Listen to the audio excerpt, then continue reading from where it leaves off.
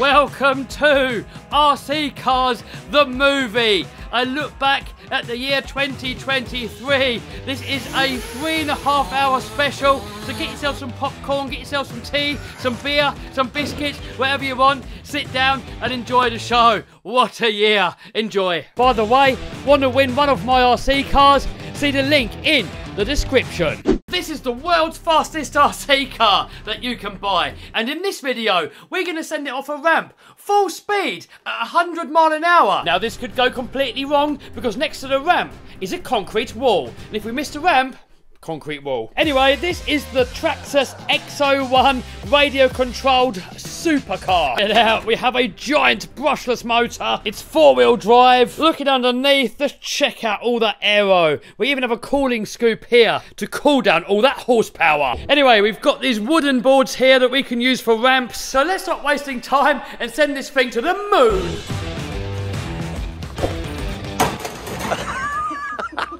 Is it going to go in? Oh dear. Oh no, no, no, no, don't. He won't make it. Put that one in, Jen. Yeah, poor X01.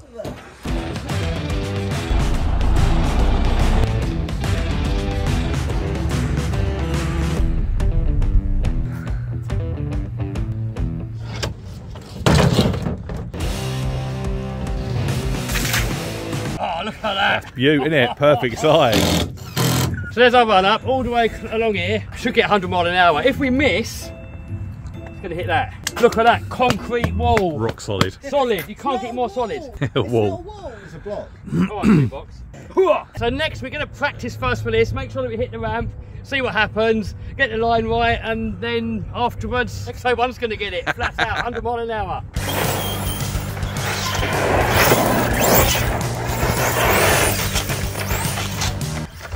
How fast does that go? I can't remember, at least 50, it might be 60.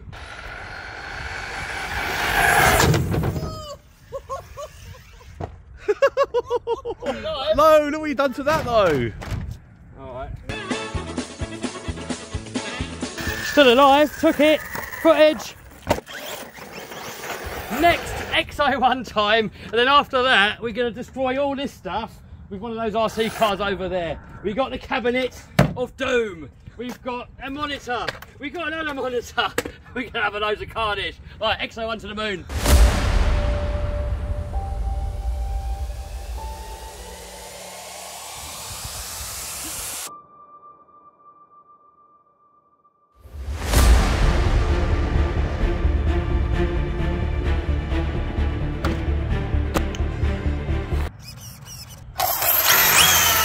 Oh dear. Poor X01, it was good knowing you. Got that on camera as well. What, drop my phone? It's alright, I drop it every day anyway. iPhone tough, baby. First of all, we got to warm the tyres up. We've got the best chance for a little bit of grip. Oh my god, this is on the high speed gearing, so 100 miles an hour. Ready? Yep. Here we go. This is it, guys. The 100 mile an hour Traxxas X01. Flat out. Here we go.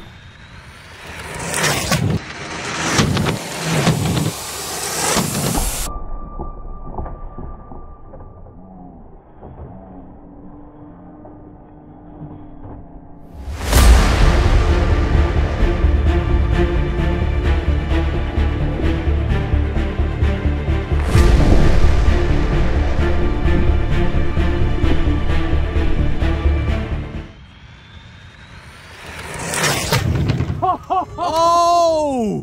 What? What happened?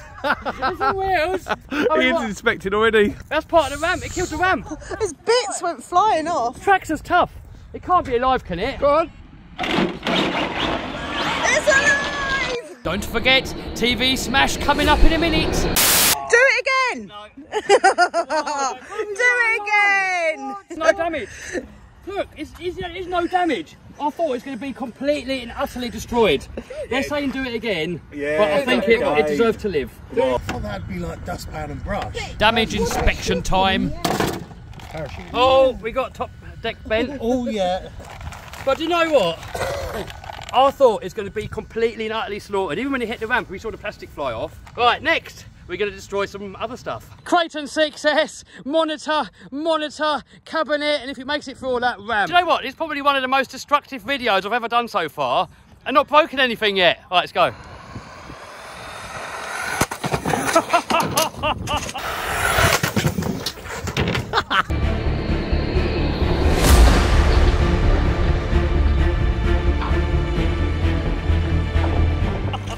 It's still going!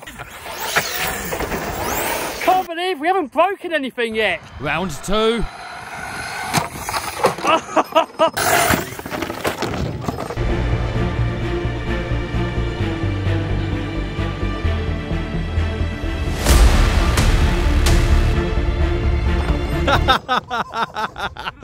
Oh no! Oh no! It still works though. Shock. Oh look, a shock. And there's something over there. Oh, drive shaft. Oh, another one. Another drive shaft. Let's get in it now. Oh, it's Christmas every day. Well, there goes durability test number 1. So this is a big radio-controlled monster truck from ZD Racing, which is a budget brand from Banggood. However, this is quite expensive. And in this video, we're going to find out if that price is justifiable.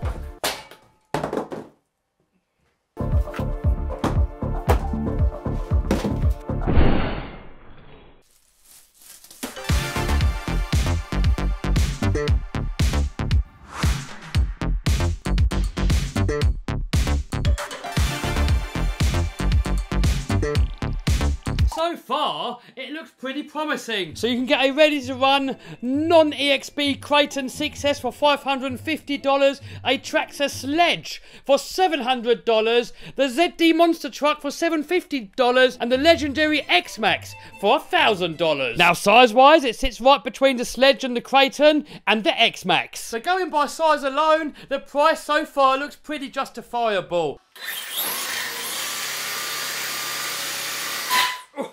Here we go, a launch.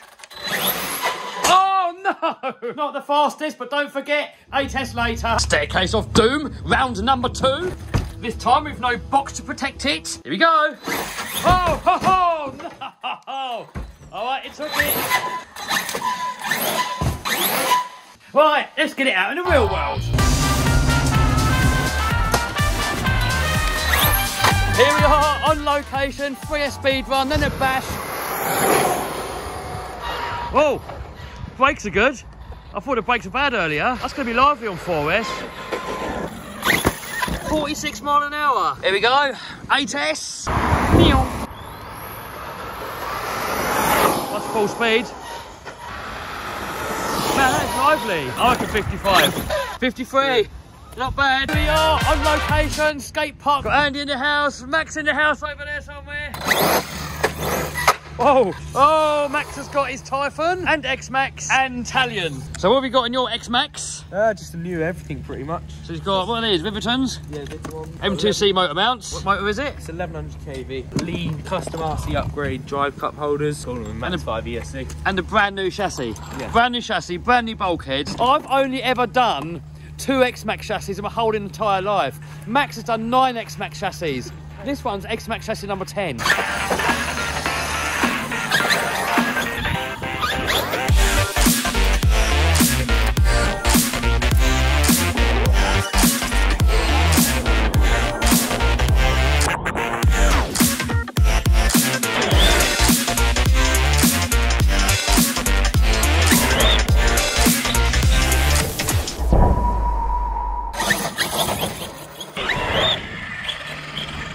Oh, that absorbed it, nice. Oh, oh my God, RC's everywhere. Oh, she's lively. What are you gonna do, Max? Air it out.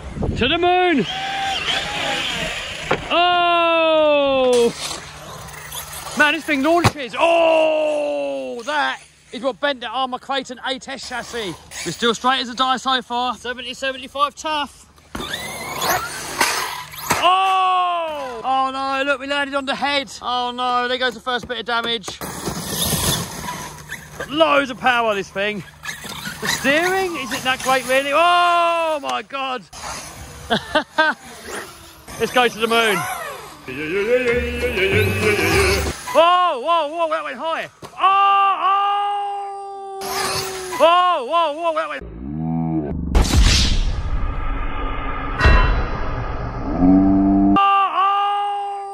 What happened? Broke it. Game over. Oh, no. Oh, we bent the hinge pin block and we've ripped the wishbone off. Oh, no, we've got more damage in there. What have we got in here? What's this? His head's come off. Decapitation. Look. What happened? Broke it. Oh.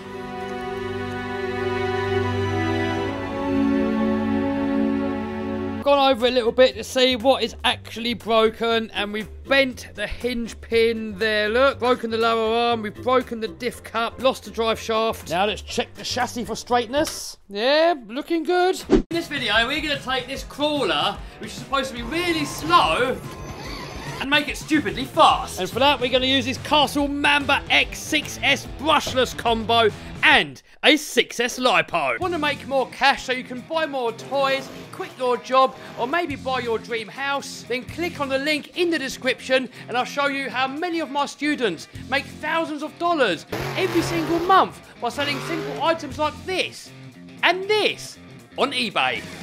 So this is the Traxxas TRX6 6-wheel drive, high and low speed transmission, locking differentials. So let's stop waffling, get it fitted, and then take it out for a rip. So we got a hobby wing motor in here at the moment, which is super smooth, but it's not the fastest.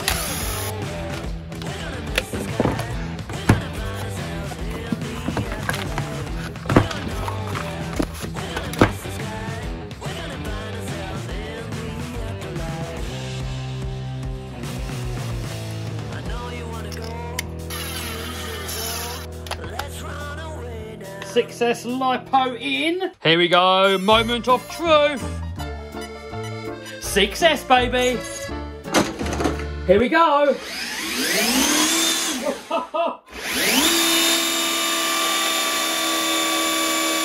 Man, that's gonna rip! Oh man, look at all this black stuff all over the bench. That's all off of the tyres. When these are expanding, they're touching. Watch.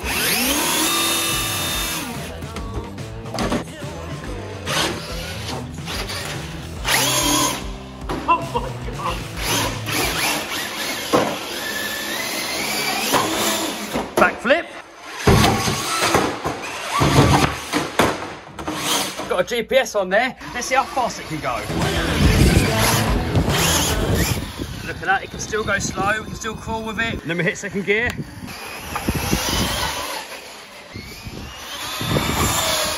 Oh my God. 34 mile an hour. But we have two motors here that's going to make it go even faster. This one here, 3,800 kV. This one here, 4,600 kV. And this one here, 6,900 kV. kV means RPM per volt. So with 6,900 kV, that is 70,000 RPM. That's like 3 times that of a Formula 1 car.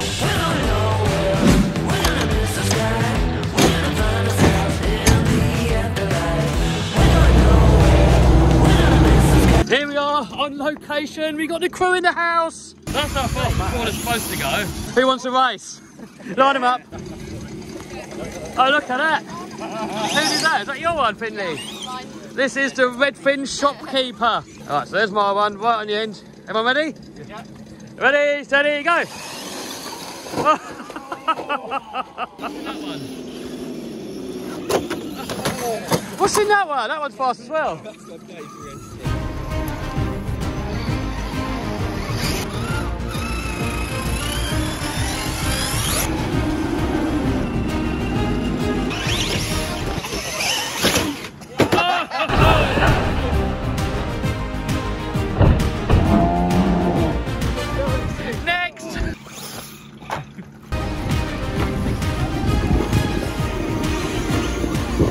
So this is how you're supposed to crawl.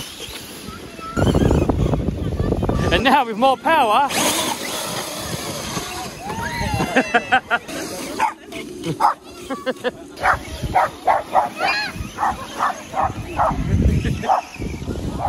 You hungry, Kev? Yeah.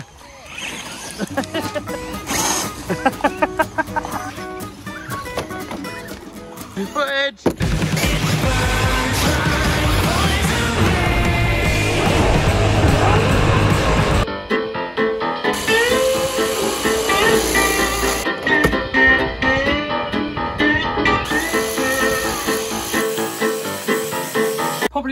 best way to clean it for the bearings and stuff, but she's clean. Right, faster motor. And let's not waste any time and go straight for the 6900 kV, the fastest one. Oh, I don't need that. It's the exact same one that's already in there. Man, check out that RPM. Look at that. It says on there 2S LiPo maximum. We're going to run it on 6S. No idea what's going to happen. And the quickest way that I know how to get it in. Boom. Here we go, round 2. I think what's happening, the tyres here are touching and that's slowing it down. Yep, I can feel that. They're getting hot already. One thing for it, take off 2 wheels. Oh, all right, here we go.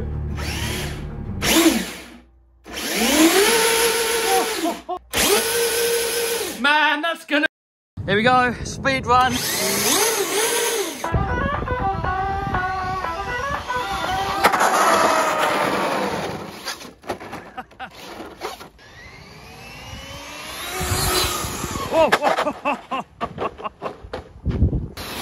What we got, what we got?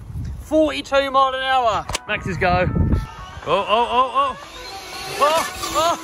he's keeping it together somehow. How did you keep that on the road? No, man's coming.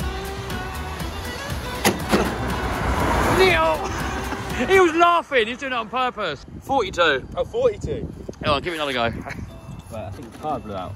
Did it? Nah. Give it a rev. Oh, what was that noise? Right up. Was that brakes? Motor deck, go. Oh no! Go on. Oh, killed the motor. Game over. We're going to a vintage radio-controlled car racing event. So most of them down the club are racing this brand new re-release Schumacher Pro Cat. So I want to see if I can beat them. And I'm going to be racing a Manta Ray from the 90s, which was my dream RC car when I was a kid. I got my first one at 10 years old, and it took me 2 years to save up for it. Yep, this is my first ever hobby-grade RC car. Let's go racing. Oh, before we go, Vinny's just turned up and he's got his Schumacher. Let's have a look. So that is what I'm going to be up against. Yeah. Is the Manta Ray going to beat the Schumacher? Probably beat my Schumacher, put it that way. But anyway, here it is in all its glory. So you got fiberglass chassis, EcoBoost turbo, the same tyres, all 17.5'd up. Got it, give us a little whip. Alright, I'm bored now. Let's go. Ah, yeah, but one thing yours hasn't got, Schumacher's iconic crashback system. So if I crash, that moves that. Oh. Hopefully nothing will break. Does it go back to the same spot afterwards? Yep. Why can't I do that on modern cars? You know what, they wouldn't sell any spares. Alright, let's go. Come on, Manta Ray, you can do it.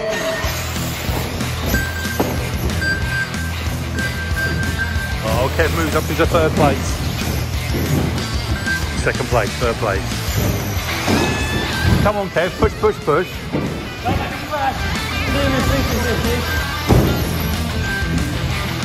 Kev's up to 2nd. Rich is coming for him. He might be a lap down though. Never a 17.5 in there.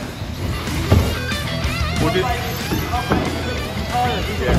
no, we'll disqualify him. He's not running a 17.5. No way.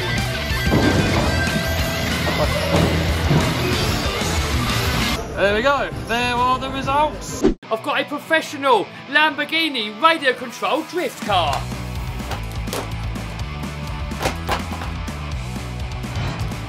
Check this out, guys. So like all professional radio-controlled drift cars, it's rear-wheel drive, double wishbone suspension. I don't know anything about these things, but here we got a gyro. Check out this steering angle. Look at that. Plastic chassis, brushless motor system, coil-over shock absorbers. So these tyres are hard plastic, and that's there to help it drift around easier.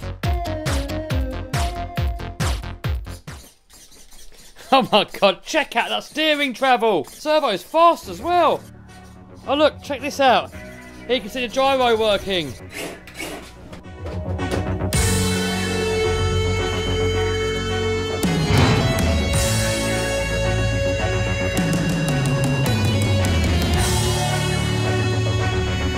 Look at all these upgrades that you can get for it. Anyway, let's see what this is all about.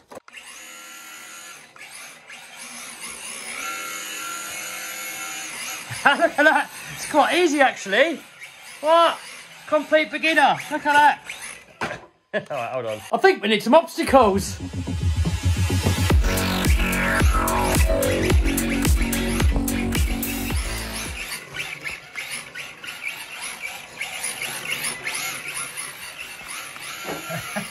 We're going to take it to a pop-up club in a minute. Hold tight.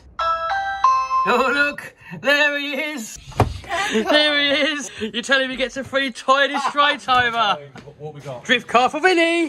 It's my one. I've got a Lambo. Do you want a cuddle? I've got to build it. Yep, you've got to build it. Your one's yours already. Your one's the pro version with carbon fibre. Cool. My one is just a normal budget one. That's not budget. It's just ready to run, isn't it? Vinny's going to build it with his choice electronics. Then we're going to have a little play in here. Then we're going to go to a professional drifting racing club and see how we get on there. What's that old jalopy? That's a Lambo. They've even got real brake discs. Yeah. Look at that. The geeky level of that has got to be getting onto Hornby level, isn't it? That's it, yeah. So Vinny took it home to build it with some very professional camera skills. A few months later, look at that, Vinny's got it ready. Finally. Go on, let's have a little look what you done. There she is, all ready to rip. Carbon fibre chassis. What motor has it gone for? Ayres motor. Yeah, that's the servo I gave you, isn't it? Yep. Some are servoed up. What's the idea of this motor being so high up? I have no idea. Is that to make it handle worse? Drifter thing. You're going to make it handle worse, yeah.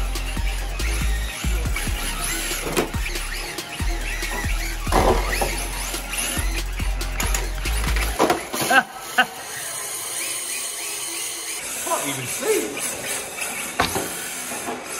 It's hard to get the hang of it. Oh, look at that, we're pros almost. Nearly pros. Right, let's go to the club. Viewers are going to get bored of watching this. 4S, 8S, we're going drifting. We've got more crew in the house. So how much is that one worth? About 1,200. Oh! That's more than my car. That's more than the Fiesta. And how much is that one worth? Not a lot. It's a £100 roller. Retail. So 8S has got a cheap one. Yeah. 4S has got an expensive one. Yeah. Oh, what's Charlie got? Yeah, 86. It says Secura D5. Oh, I don't know what that is. Cheap one. There we go, look, professionalism.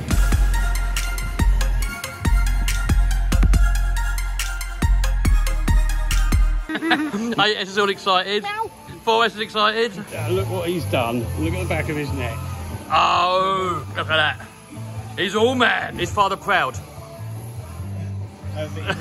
6 hours in the chair. Oh. Massive shout out to West Suffolk Drift for a lovely little club they got going on here. Here comes Vinny.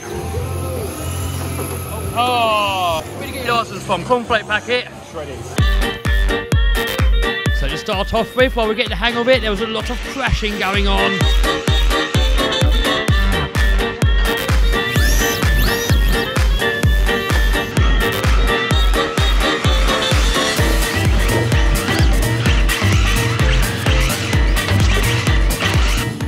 What are we doing, Mitch? Trim out the arches so I can actually steer. Can we have a little look inside? So this is a £1,200 masterpiece. It is indeed. Aluminium everywhere, carbon fibre everywhere. Yep, very little plastic on it. Rear-wheel drive. Basically everything can be upgraded, has been. Can be a 4-wheel drive. Can it? Because you have the front bulkhead and you can run the prop shaft all the way through there. You ready, Mitch? Yeah, I'm ready. Yeah, boy. Yeah, race ya. I've been wondering what has happened to you now. Am I the only one who's struggling to move on? Yeah.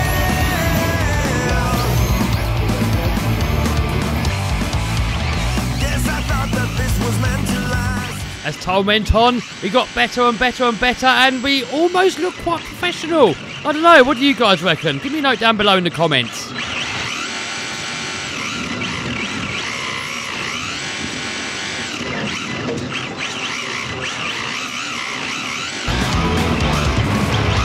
All your friends are now my enemies.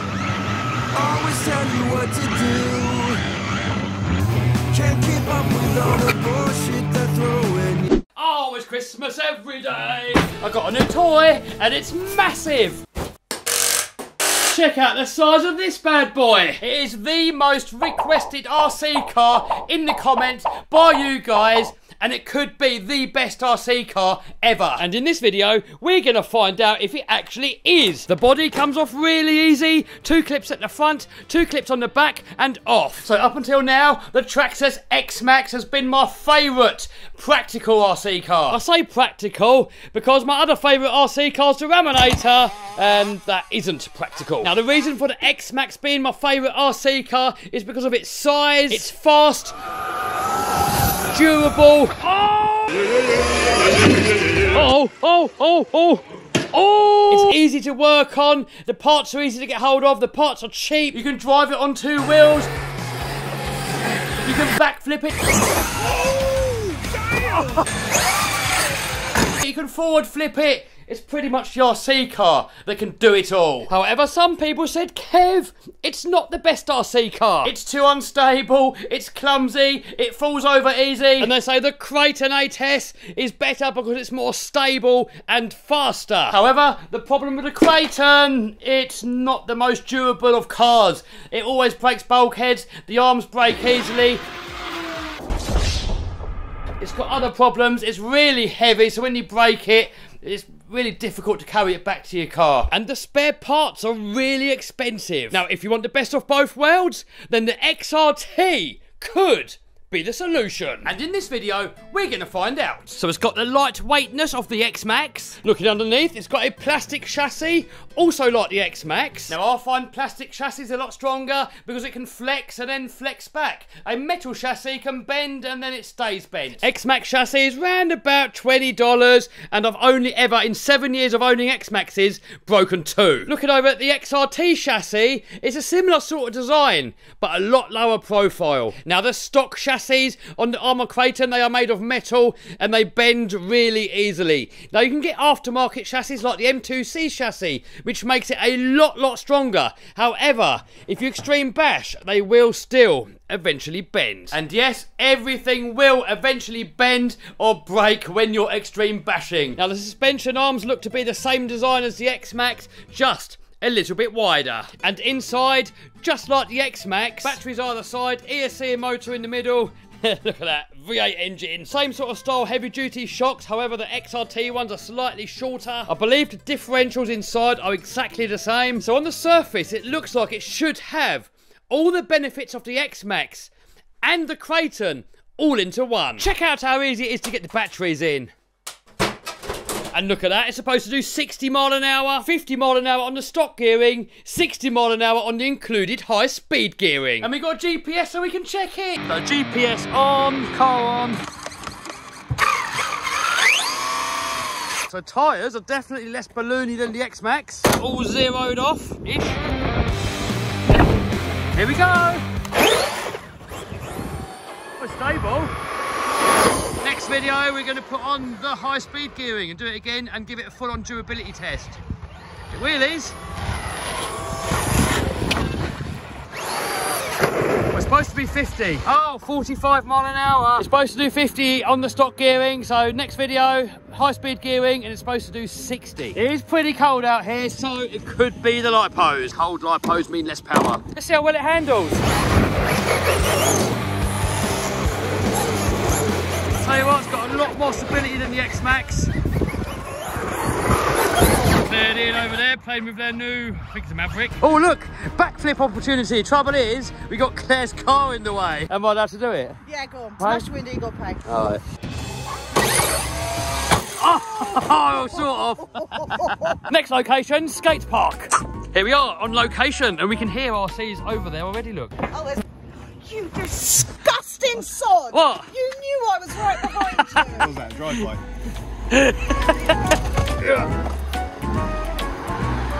Look how many crew we got in the house. Skate park's gonna get busy.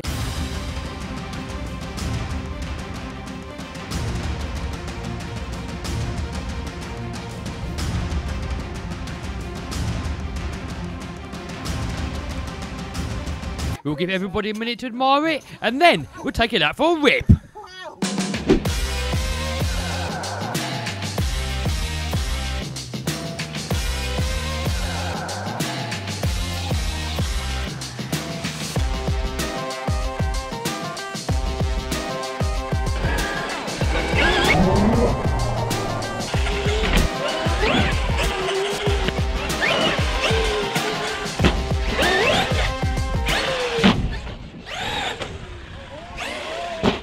So, when I first got the Crayson 8S, I tried to go easy on it. We hit that jump there, and it landed on that. It landed on the upslope of that one there, and as it landed, it bended the chassis. Oh, will the XRT take the same punishments? What do you lot reckon? Is he going to take it? Yeah, no, yeah. Oh, overshot it. It's really smooth. No, not enough. Oh, there we go. That'll do it. Did it take it? Yeah. Oh, look at that. Perfect. Plastic tough. I think it's done the fan though. Listen. Oh, it's done that wing mount as well. Oh no. What? Oh, you said that's going to go, didn't you? Oh, so that's the thing that people cable tie on? Yeah, we'll get a 3D printed version. We're racing. Everyone joining. You racing? Yeah, you racing? Yes. Yeah, everyone racing. You lot racing? Everyone's getting their weapons ready. Elijah's got his Mini-Max. Too cold to get my weapon out. Ew! Jack's got his X-Max. Noah's got another X-Max. The lineup is growing. Look, Ian joining in. Oh, look at that.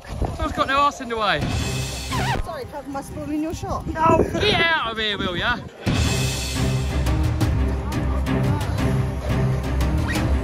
So bear in mind, the XRT is completely stock gearing. You guys are probably all modified, aren't you? Are you not all modified? You all stock? I know Max isn't stock. He's got a massive 1100 kb in there. All right, everyone ready? Ready, steady, go! Oh no! I'm lost! Oh, I think we're coming up fourth or something. Look at all the smiles. Everyone smiling? Everyone smiling? Yeah, we're all winners. It feels almost like an X-Max, but stable.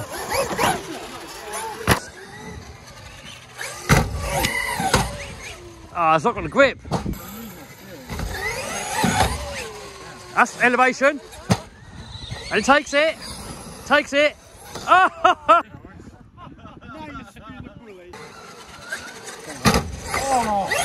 Oh.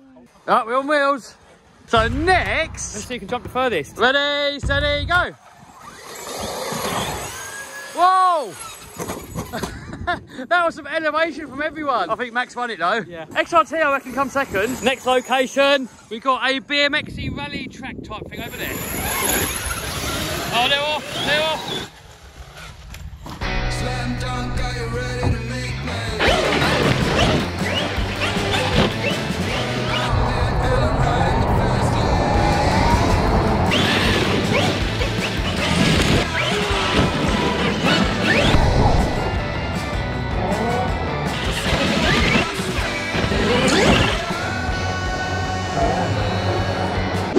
Guys, the Armour Kraton 6S is regarded by many of being the world's best 1/8 scale basher. But one of the most asked questions on this channel is the tractor slash better? I've not yet had it long enough to know, so hopefully in this video we're gonna find out. But first, I've got to make a few upgrades. So the original chassis bent, and I've already fitted an M2C Racing 7075 heavy duty chassis. I fitted its Armour back flips, however they are a little bit small and the air control isn't the best. So I've got some slightly bigger and heavier ones. The chassis brace has broken right down the bottom there. Can't really see it on camera, but it's broken there. So I've got these heavy duty ones here from GPM. The rear drive shafts pop out of these cups quite often. So I've also got some GPM ones here.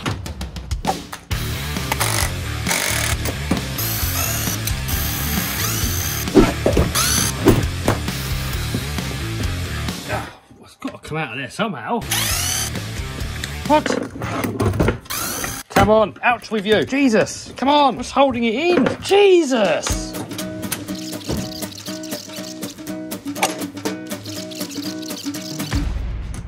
There you go, look, that is where it's broken. This piece here that locates into there. Look at that, it's got a CVD built into it on that end. It replaces the whole axle and shaft. So that now looks to be in that cup a little bit further than stock. Let's go rip. Here we are on location. We have a few places here to durability test.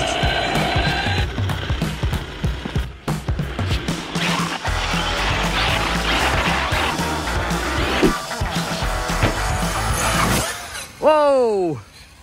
Oh, concrete slammer! That's the worst landing, straight on concrete. Still going, loves it, doesn't it? Oh! Oh my God! Oh! Ho, ho. At least you got a soft landing. Oh, I wonder if, I don't know if it's possible, small run up from there, hit that, and you've got to clear the whole bowl. It's like a suicide jump at a different skate park. I'm nowhere near. From there into there. All right, ready when you are. Oh, elevation.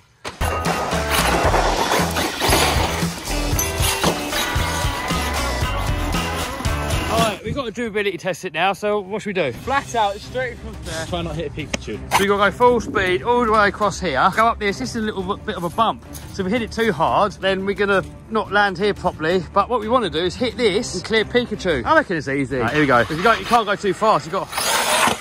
Ah, easy! Easy! Right, here we go. Oh! And it's still going. Loves it.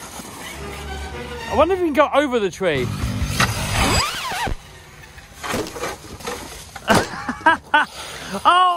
It's raining leaves. Hello, Julia. Footage.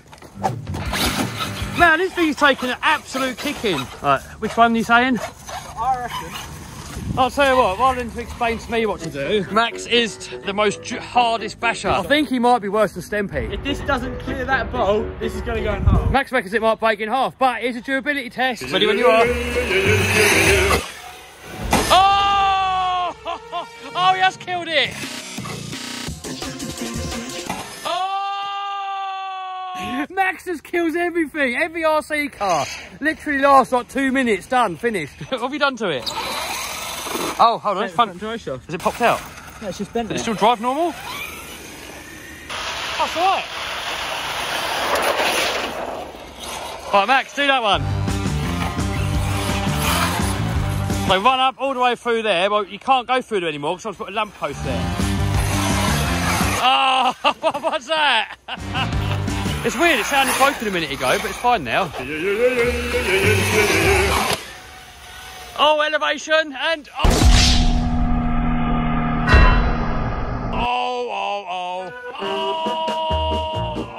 think it's definitely game over now. Oh, the whole rear end exploded. What? So it ripped that off, done that. Oh, well, you got to save back yourself. Game over. I'm... Oh. As well as all that, the rear bulkhead has failed as well. Oh no! Oh.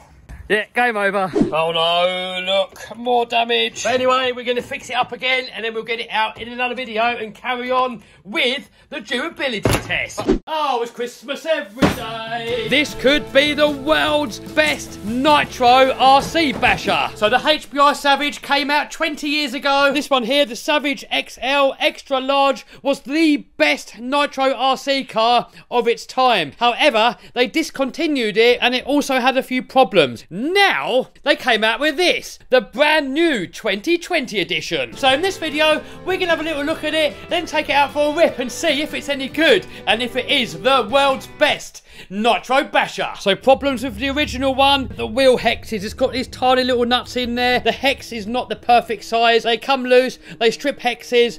Awful. Coming over to the new one, finally they have fitted proper 17mm hexes. If you look at these upper hinge pins on the old version, these pieces used to fold out like this, the hinge pins used to slide out and then the arms would fall to bits. The new one's got these little covers here that are bolted on, so if these bumper bits slide over, the hinge pins are still held in. Fuel wise, I'm going to run it on this stuff here. Oh, listen to those tyres. And they're nice and supple. It's nice. The controller needs 4 AA batteries.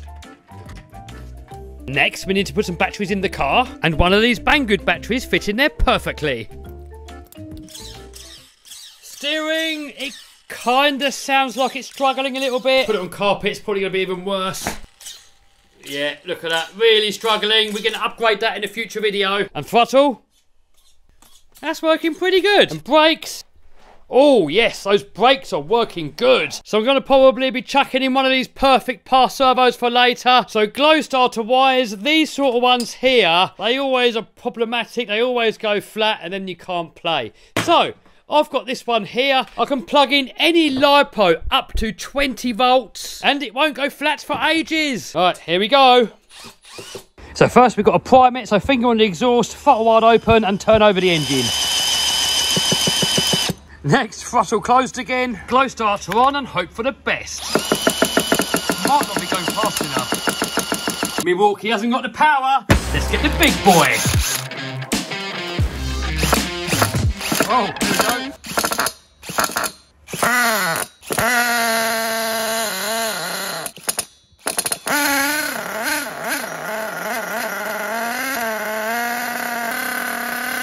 We're just going to leave it on to run in, then we'll take it out for a rip.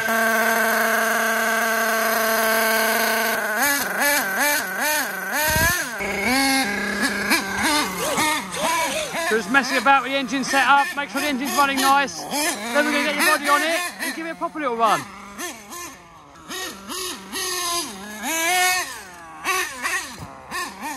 Man, these savages land so nice. Oh, Max's UDR. Oh, ho, ho. Game over, son. Oh no, she's done. Axel's gone. Game over, son. That doesn't look right.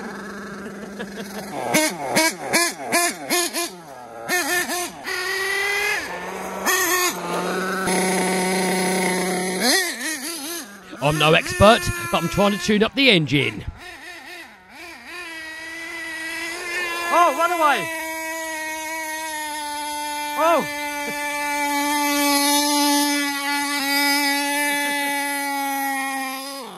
Oh, it's in a runaway.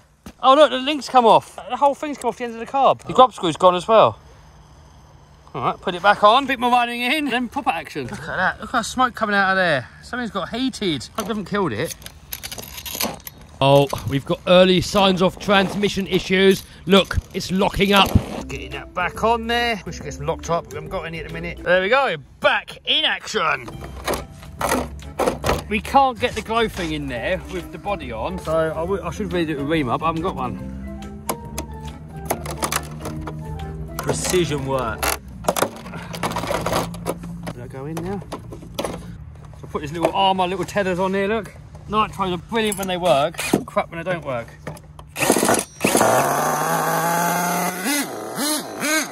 Ah, come on. None of us know how to tune them properly. Where's Mick?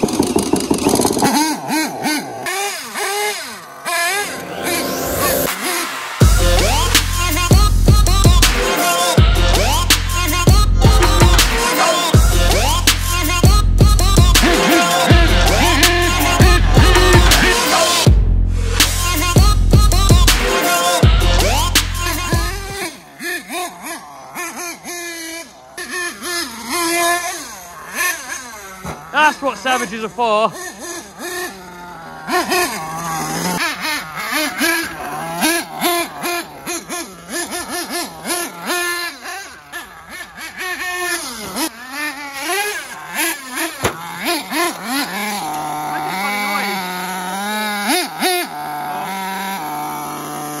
Funny noise.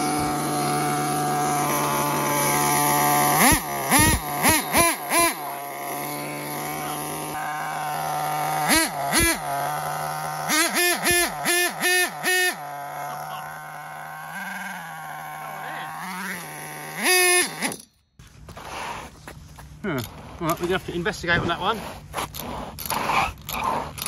All right, let's rip it apart and see what happens. Oh, it moves until then it locks up. Why? Why is it locking up? It's still locking up. So the problem must be in the front or the rear differential. So let's disconnect this here and see which one it is. So front diff is turning smooth. Ah, I think the problem must be inside the rear diff.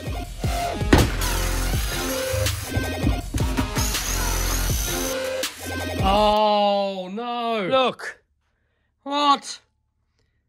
Also, the transmission has not been changing gears. It's sort of been stuck in one gear. I've had exactly the same problem with this 2-speed Savage. It just stuck in second gear. I think it's stuck in second gear.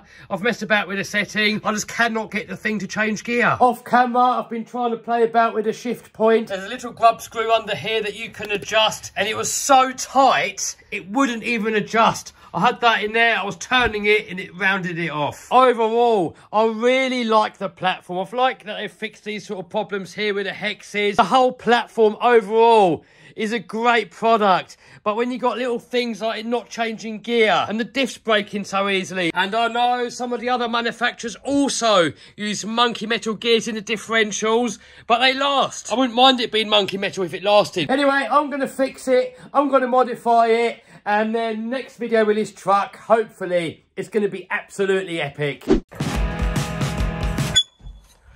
Oh. Weather warnings for snow and ice now stretching across the country as the deep freeze persists. No big deal, we have paddle tyres. Check that out, that looks nasty.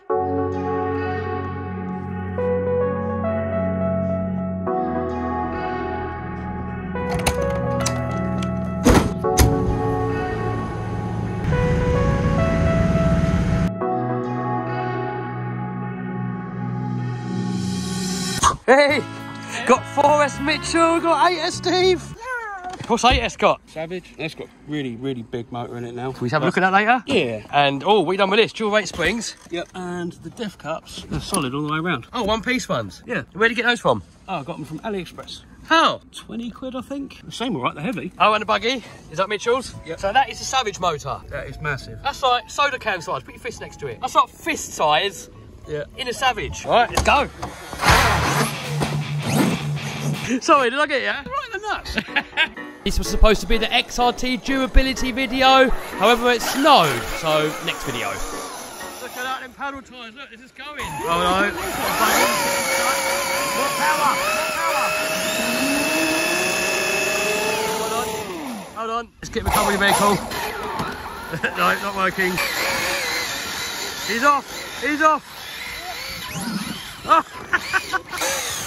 Yeah, I think you're on liability today, Mitchell. Yeah, I'm getting that card. Look at those paddles, they're just lapping it up.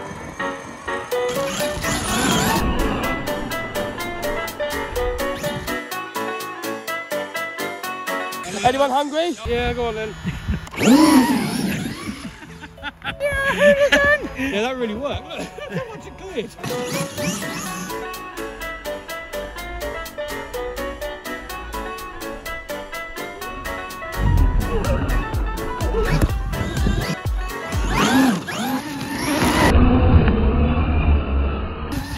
Steve? Oh. I can't make it. Recovery vehicle coming.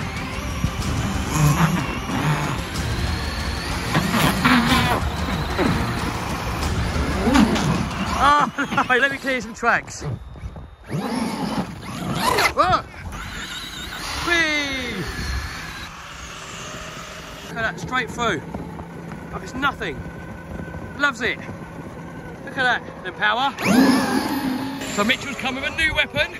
So what car's this one, Mitchell? Hellion Invictus. There's not a Rustler. They're a 4-wheel drive. Oh look, we've got some stuckage going on over there, look. Hey, Tumble Wumble. Yeah, we'll help him later, we'll play him first. Oh, it's moving. It's going, hey! I reckon we should have a drag race. Ready, steady, go! Oh, XRT's off. X-Max second, and Mitchell's stuck. Oh, where is it? I don't know. It's gone. There it is. Oh no, it's gone into limp mode. I think the lipos have got cold. Let's have a look. Let's see how snowy it is in there. Oh. This runs out of beans. Off and on and back in action. You hungry, Mitch? Always.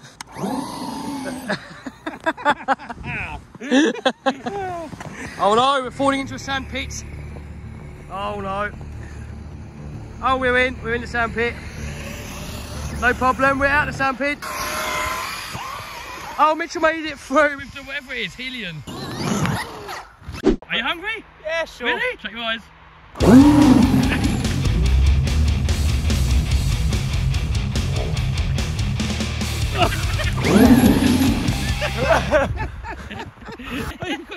beard and everything. You got white eyebrows. Mitchell's a good sport. Stephen's got the savage out now. Oh! Oh, yeah. Oh, it's got some balloonage, isn't it? That's got balloonage. Don't blow your tyres out. They're brand new, so I don't want to. Man, that thing's eating up the snow, isn't it? Yeah, don't mind. Well, it seems to be gaining height with the tyres. Nice. Tumble wumble. Oh, look. We've got a little lip there. That's probably about 15-foot drop down there. It's like freezing here. It makes all the plastics cold. If you land bad, stuff's going to break. Full speed. Here we go. More power. Nice. So Will Stevens front wheel drive, get him out of the snow. Will it go? Will it go? Oh, it's going. A lot of people got stuck on here actually.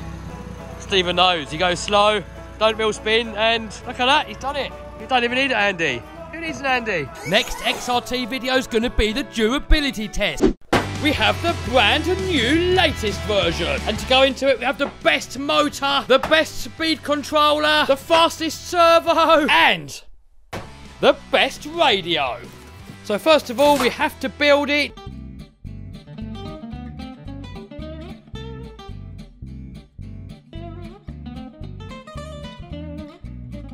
Racing starts at 7. We've got 5 hours to get the car built. The clock is ticking.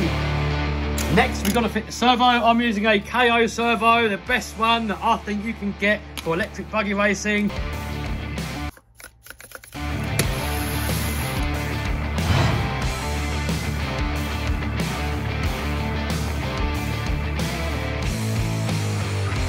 So next, we've got to build the diff.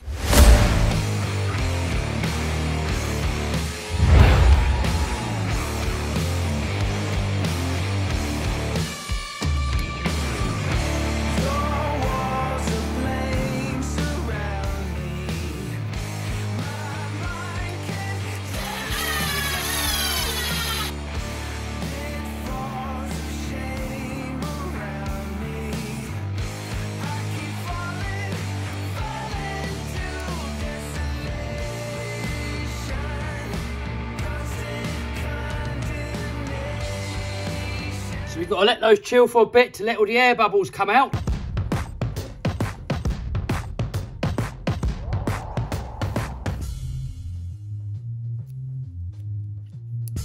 Oh, we're running out of time, guys. Boom! Right, we really are running out of time now. So I'm going to have to, for now, use the old body from the old car, the wing from the old car, and the wheels from the old car. Right, here we go. Quickest way I know. Boom! And here we are on location. And game over.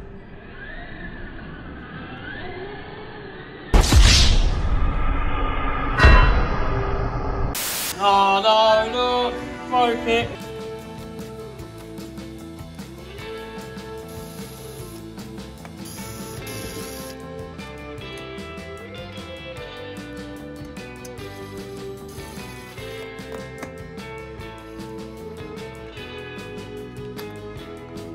Next, we need to cut out and paint the body.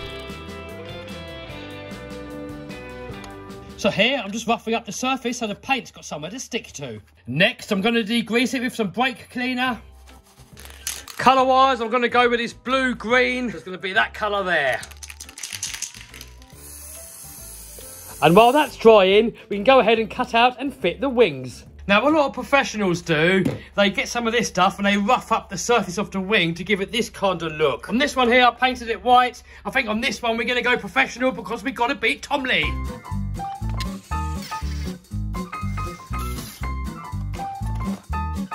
Here we are, on location. We've got the whole crew in the house, look. Hello, everyone. Hello, hello. So here we have the RC Kicks department. What's your weapon, dude? 22 2.0 TLR. So kind of vintage-ish. It's about 12 years old. That's looking professional, though. Yeah, that came with it. Some waffling going on over here. Noah's mum in the house. Hello, Noah's mum. And we've got the main man, Noah. Hello. You've got a 12 scale. Yes, WL Toys 12th scale. Tell me more. So, running foam tyres on this thing. give ourselves a little bit of an advantage. Yes. Basher spec electronics. We've got Traxxas 3S power system in this. This is designed to be in a much bigger car, so it's probably going to make it a bit overpowered. Are you running it on 3S? No, we're running it on 2S. Bit of a Traxxas special. We've got Traxxas battery, Traxxas servo, and Traxxas electrics. Next in line, we have the main man, the biggest hater. We have my biggest hater in the house. We're actually buddies now. The winning car. So Phil's got exactly the same one that I've got. No, you've got exactly the same one that I've got. Because you copied Yeah, I copied him. Yeah, I did. I can't have Phil winning. Got Jono sat there, look. Hide my gear in. That's a Raz trick, that is. It's the winning buggy. Right, well, good luck, dude. Not with me driving, it's the winning. So next up, we got the old Pop Along crew. Hello, hello. Pop Along, hello, hello, hello. So what have you guys got? I am going for a beginner, a ready-to-run car. Yeah. Team Associated RB10. And the professional one, is that one? It's him over there. Yeah. Oh, let's have a look, let's have a look. Professional, but, you know, I've raced it once. Is it top secret in there? Not really. Do you want to have a little look? Yeah, we'll have a little nose. Let's have a little look. We'll have a little Got nosy. some Corrali bits in there. So there it is. That's, yeah, and it goes well. Understeers a bit, but, you know. Here we go, we got the YouTubers on the game. Hey. Got some YouTubers going on down here. Who's that? Ugly one there, and that one there. Kev's last. Oh my god.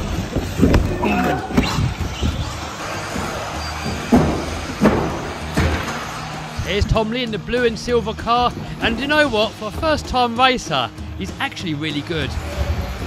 Tom Lee's leading. Oh, second place now. Marshall goes to him, rescues him. Kev's, I think, Kev's 4. I've really been struggling to get enough front end grip on this new car, but now it seems to be set up perfectly. I think Tom Lee's first. Oh, Kevin, Tom Lee having a bit of a crack. Oh.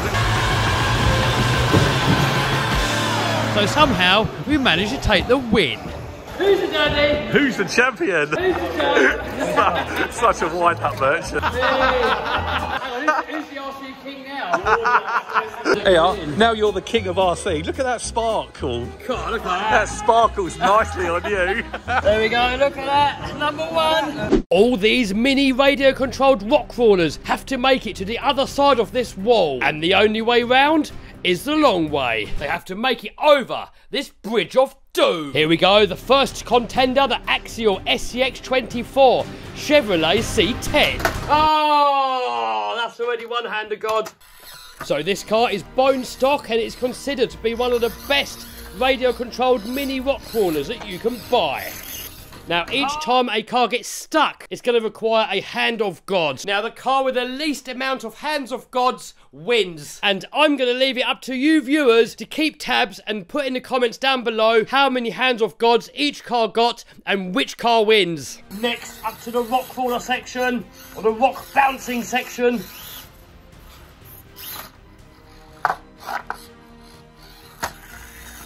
Next, we have the side slope section. We cannot touch that eBay tape.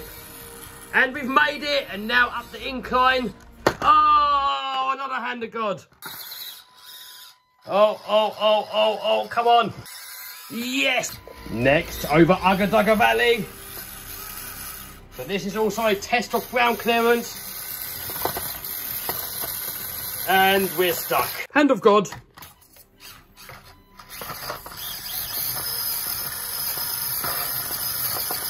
Other hand of God. Next up, we have the axle height test. We cannot fall onto the floor. And, oh no, look. The differential is hitting it. This is a true test of ground clearance. And this C10 hasn't got it. Oh,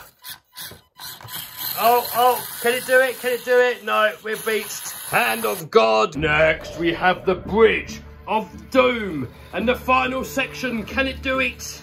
Oh, no. Oh! Hand of God. Hey! That's the first truck over. Now, all of these cars have some advantages and disadvantages. It's going to be interesting to see which one's going to win. Next contender! So this Power Wagon is also a SCX24, but with a lot of upgrades. We have a Furi Tech brushless motor system, Trill metal axles to get some low centre of gravity, 4-wheel steering for better manoeuvrability. Oh, look at that, straight over. Diff clearance wires we do not have anymore. We're hooking up on exactly the same part. Can we do it? Come on. We've got rear steer to wiggle. Oh, we made it! Over the articulator. And onto the side slope. And that rear steer, look, really helps get it round. Now this should be better on the side slope because of the low down weight. And with that rear wheel steering, we should be able to line it up a little bit better for the hill climb. And look at that, straight up, easy work of that. That rear steer really helping it over the obstacles. Oh, look at that, straight over. It's got exactly the same tyres as the other one, but the extra weight is making it a little bit more nimble. And we're stuck. We just do not have the ground clearance on this one. Hand to God. Come on, you can do it. We do not want to harm this beautiful Power Wagon body. Look at that Fury Tech motor, really making slow crawling easy. Look how slow you can go with that Fury Tech motor. It's got so much control, really making easy work of that bridge of doom. Here we go, last little stretch. And yes, we made it! One hand of God. Can any of the other ones compete? Next up, we have another Power Wagon. This Power Wagon is made by FMS and has some tricks up its sleeve. Oh, no, first hand of God. First of all, portal axles. If you check out a normal axle, you can get one finger underneath the differential.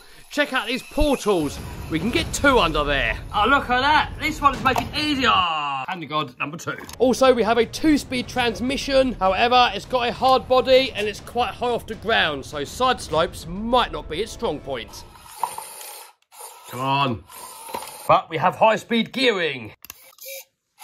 Whoa, that's made it faster. Oh, yes, we made it. Back into crawler gear. Low down control of this is really good. Oh, the side slope, it did it. Now for the hill climb. The only thing that lets this down, it's got quite a lot of high up weight with this hard body. Oh, it's doing it still. It's still getting up there. Well. These tractor tyres really gripping well, but that extra diff clearance is still getting hung up on the Ugga Dugga section.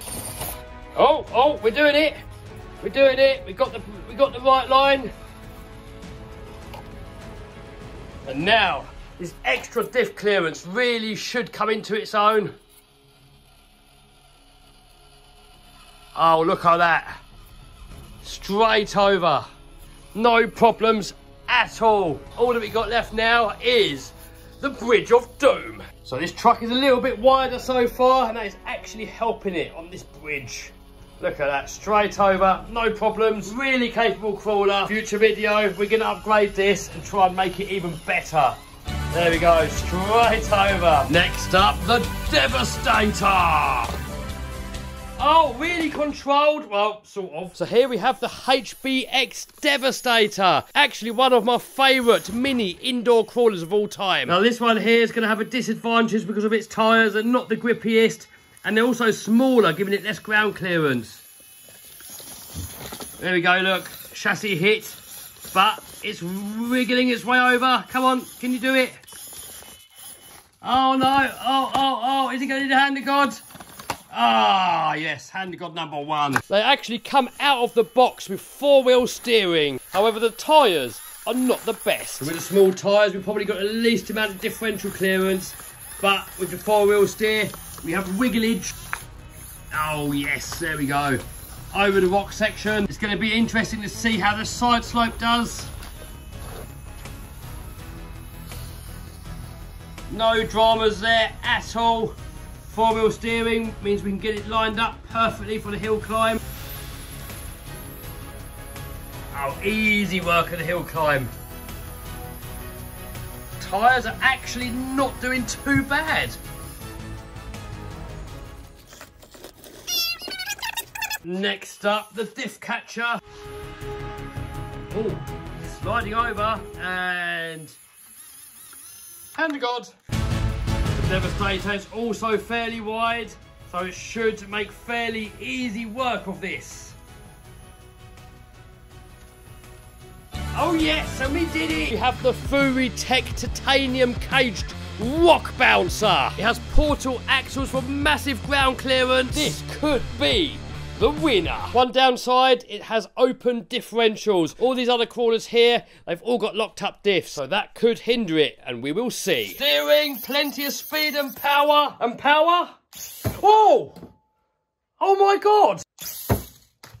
Man, that's got some speed. And that's only on a 2S LiPo. This can actually take 3S LiPo. I'm not sure it's really supposed to be for crawling, but I guess in a minute we're going to find out. But look at that, we can still go slow.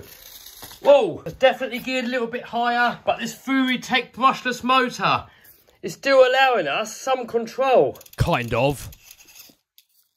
So this is definitely not really for crawling. The open diffs look is not really giving it the grip. The approach to rock bouncers is run up and hope for the best. So a tight course like this is not really what it's for. Oh, oh. We made it over though.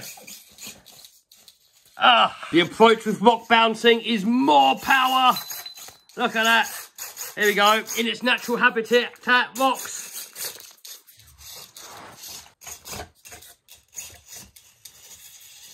Side slope, easy. What about the hill climb?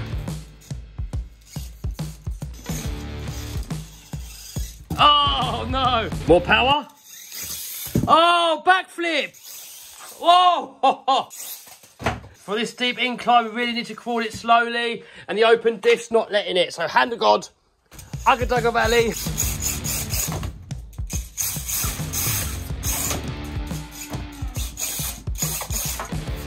The more power approach is definitely working with this. You get it stuck, you just give it some welly, and it just pops off. Look at that. And now, for the diff catcher. And look at that, straight over with its portal axles. Now this here really needs some slow, fine finesse. This is geared that little bit too high. I'm not sure if we're going to be able to do it. We cannot use more power, but we have to get it over the hill. All 5 crawlers have to make it to the other side. Hasn't really got much in the way of drag brakes. It just went, but we are doing it. Come on. Oh, and we made it. We got a new toy, and this thing is massive. Oh my God, guys, check out the size of this. The suspension's got some absorption. And look in there, great big petrol engine. Here we got a Traxxas X-Max. Here we have the XLT. What? And here it is compared to the Raminator, the world's biggest RC car. Let's get the body off, I want to see the engine. Oh my God, guys, this has got some bling. It's got a 45cc 2-stroke petrol engine, or gas for you Americans, a stainless steel exhaust, and this is made out of really high-grade stainless steel. If you get a magnet, will not stick. Cheap stainless, magnet will stick. Double wishbone suspension front and rear with adjustable coilover shocks, 4-wheel drive. Check out all these aluminium parts, aluminium arms, shock towers, chassis braces, steering plate, centre transmission, more aluminium round the back. Oh no. Here we are on location. We got crew in the house.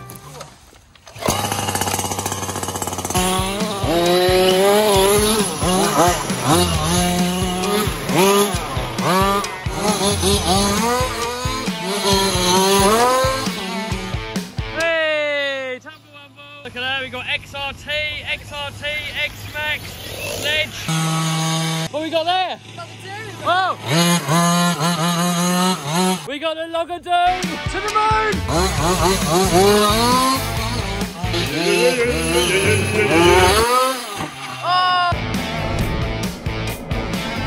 Oh no!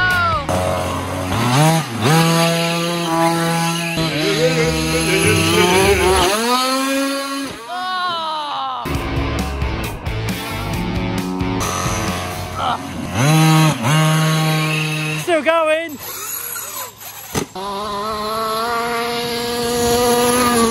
It's still running in, guys. Once we start tuning it, it's going to get faster. Here's Max's X-Max with a Hobby Wing 1100 kV. That thing is ripping. Drag race. Yes. Go, go, go, go, go, go. We got to go round that little thing over there. The brushes is definitely a bit faster. We're still running in, but we're around it and we're full speed. Not that far behind. Once we run it all in, it might be in for a chance. Here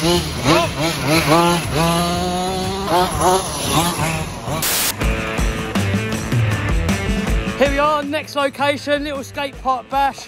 And then next video, I think we're going to give it a durability test.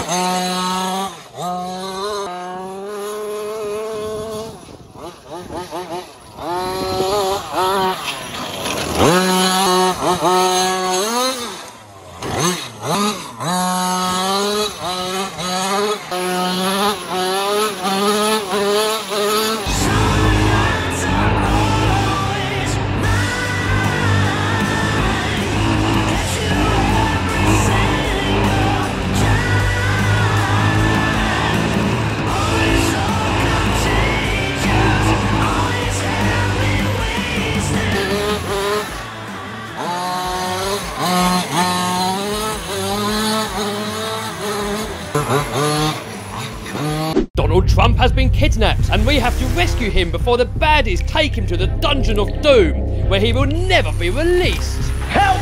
Here is our rescue vehicle and time is running out. Oh no, the rescue vehicle's getting stuck. It needs some better tyres. Here we got some Mudslinger tyres from RC 4-wheel drive. Let's get them fitted and rescue Donald Trump. We've got to get them fitted quickly because the baddies are getting away with Trump. Your organization's terrible. He'll be in the Dungeon of Doom forever. Very, very unfair process.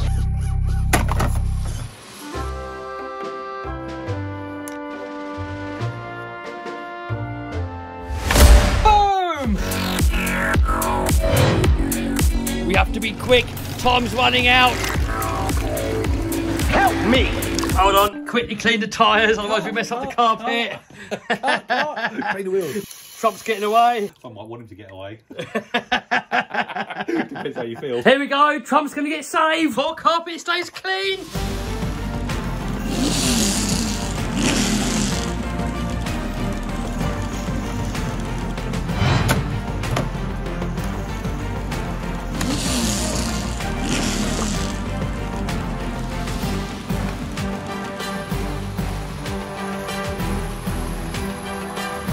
No. Oh no, we're stuck. We haven't got the diff clearance. The baddies have got portal axles. That means we can get nearly 2 fingers under there. Rescue vehicles only got normal axles, so we can only get 1 finger under there. So, we're going to have to modify it. And here, we've got a portal axle upgrade kit from Trill. We've got to be quick. The baddies are getting away. They're nearly in the Dungeon of Doom. So the kit comes with everything that you need to do the portal axle conversion. Even comes with the axle housing. Now, I already have the Trill axle housings on here, so hopefully I can leave the housing on it and just put the portal ends on it. Just look at the quality of these parts. All made from 70/75 aluminium.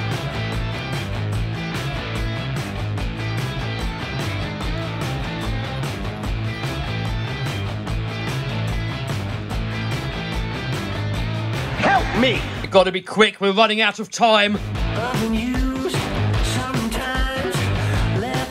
So here we're taking off the old hub and fitting the portal hub.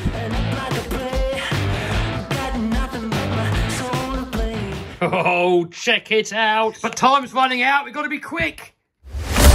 Boom! Got them all on there. So the rear kit is actually another front end, because if you look underneath, look, I've got 2 steering axles. Next, wheels back on and then go and save Trump. Boom!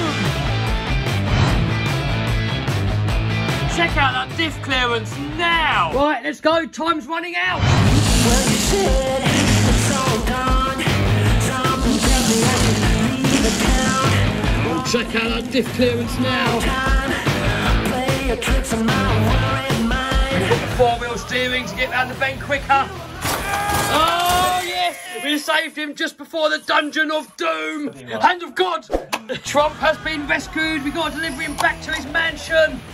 Through Trump's garden. The bandits are trying to recapture Trump. Quick, let's go! Look at those tyres gripping. Oh no, it's coming as well. Oh no, the intruders are coming back. Oh, yes! Trump is back at his mansion. Oh, Trump's safe. Thank you, fellas. There he is. He's all safe again and happy. Look, smiling. What are we doing? Running out of ideas. You reckon? Could be. Now all that we need to do is get the baddies into the dungeon to save the world forever.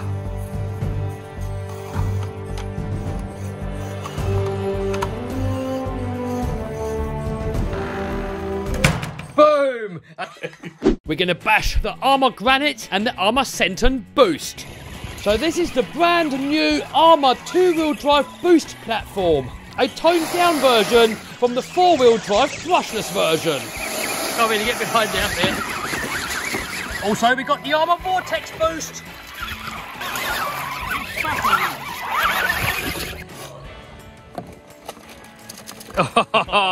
So on this one, all the dirt's gone on the inside, and on these ones, on the outside. So the idea of the boost is to get beginners into the hobby at a much cheaper price, then later on they can upgrade it into the brushless 4-wheel drive version. They're not the fastest, so later on we're going to upgrade them and make them really fast. Oh my God, look at the mess in there, Steve. I shook most of it out as well. So all three of us are going to make them 4-wheel drive with the boost traction kit, and then we're each going to do our own upgrades on there with our own brushless motor. Then we'll get them out again in this video and see whose one goes to best. And full-on durability test. We're also going to swap controllers, so each one of us is going to durability test the other one's car. I know it's getting stuck. We need 4-wheel drive and more power. So the brushed motor, not the fastest, but perfect for a beginner to learn. Ah!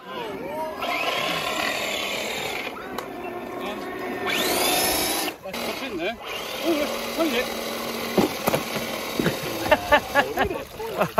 Well, it says in the instructions they're waterproof. No, mine's dead. Yeah, think about it. Is yours working, Steve?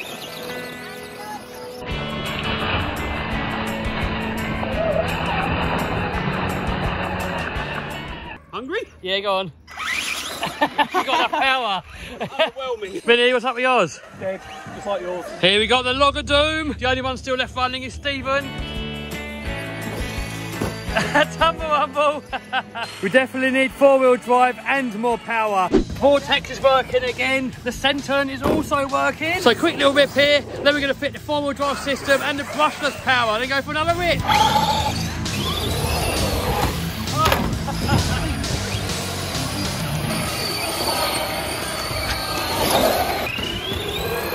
Way.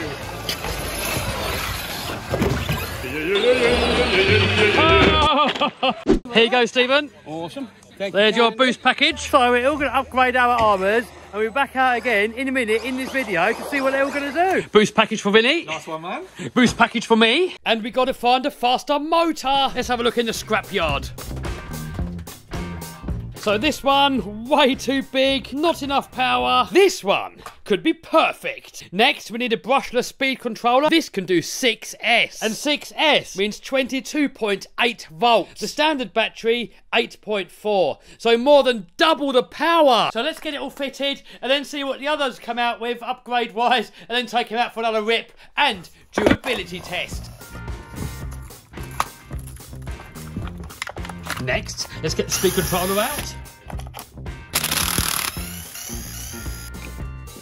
Ooh, that wasn't very waterproof in there. So many manufacturers claim their cars to be waterproof. However, if you take them into water, like especially put them underwater, then you're going to have to really take your car apart, make sure all the bearings are nice and clean and free, and then put it all back together again.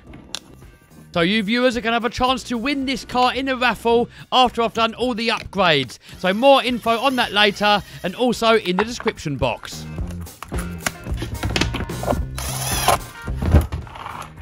Beautiful. Next, four-wheel drive conversion.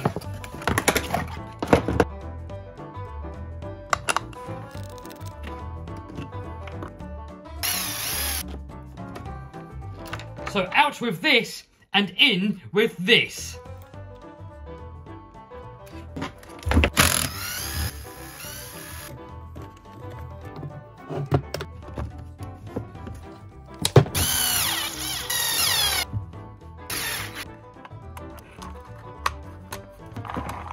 Boom! Check it out, it's all moving. So on the old system, the receiver and the speed controller is all built into one unit. Now the new system is going to use the speed controller and the receiver separately. And for that, I'm going to use a Dumbo radio. And the easy way to get it all in, there we go, fitting it all in there perfectly. Running it on a minute on a 3S LiPo. If it survives, we're going to run it on a 6S, double the power. Here we go, 3S. That's already got so much more power. So let's take it out, give it a rip, see what the other two lads have done to their cars, and then 6S power and see how fast this thing can go. Oh, 8S in the house again. So this is your toy. Can we have a guided tour? What has he done? Oh, he's brushless. Yep. So what motor's this? Motor out of the Hammer Ray. I'm liking this. Some scorched parts, keeps the dirt out. And it's got bigger gears rather than the tiny little ones that came. Oh, you put metal gears in there? Yeah. On my one, I left the stock gears. Vinny, where's Vinny? What? Let's have a look at your one. Have you got heavy duty gearing? No. Oh. 48 DP. Alright, so me and Vinny are probably going to get a strip gearbox. 8S Steve probably not. So these are out of my two-wheel drive race buggy. Oh, he's got a racing motor. Yep. And a racing speed controller. Yep. How many S can it run? 3, but it's only going to run 2. We're only going to run 2S? Should be quick though. That's going to be gutless. Mine can do 6S. Max, being like the worst basher, is going to set the challenges. Which one's going to last the longest? Comment down below. Max has to issue the controllers for someone else's car to a different driver. Vinny. Oh, so Vinny gets my one. So I've got Stephen's car, Vinny's got my car, and Steve's got Vinny's car. Game on. So, the first challenge is, for all three of you, to that big rock in the distance. 3, 2, 1, go!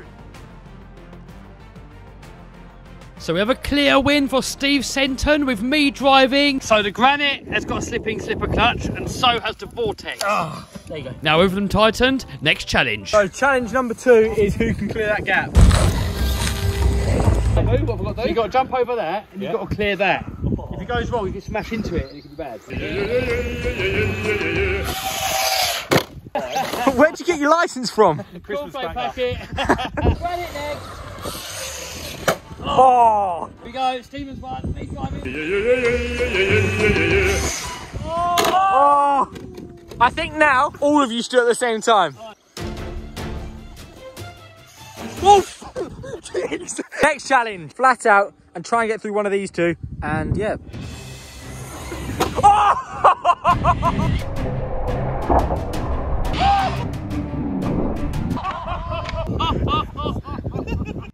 That was close. Next. Right. Lastly, Steve driving Vinny's Granite. Now all of you at the same time. Oh! Meow. Skate park. Next challenge. Yes. Off of there, hit that and clear that. So the suicide jump. Oh! Oh! That was a Granite, and next, the Vortex. Oh! Got another challenge. Reverse up of there, hit that box and clear this. Oh! Oh, that's it. Oh! Next challenge. See that box down there? You don't want to be hitting that. Yeah, so flat out across there, hit that and end up over there somewhere. Here comes the Senton.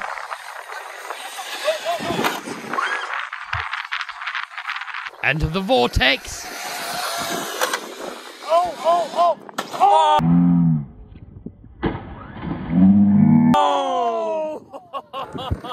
And lastly, the granite.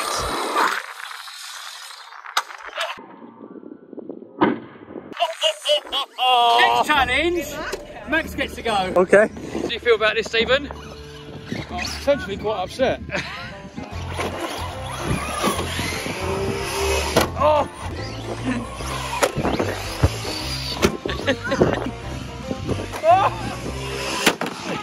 Now Max's go on the vortex. Oh, chassis slammer! Oh no! Game over. Yeah. Next victim. Wait, I've got an idea. Everyone move back. What are we doing? What are we doing? Everyone move back. Oh no. Still 2S. It's not bad for 2S, is it?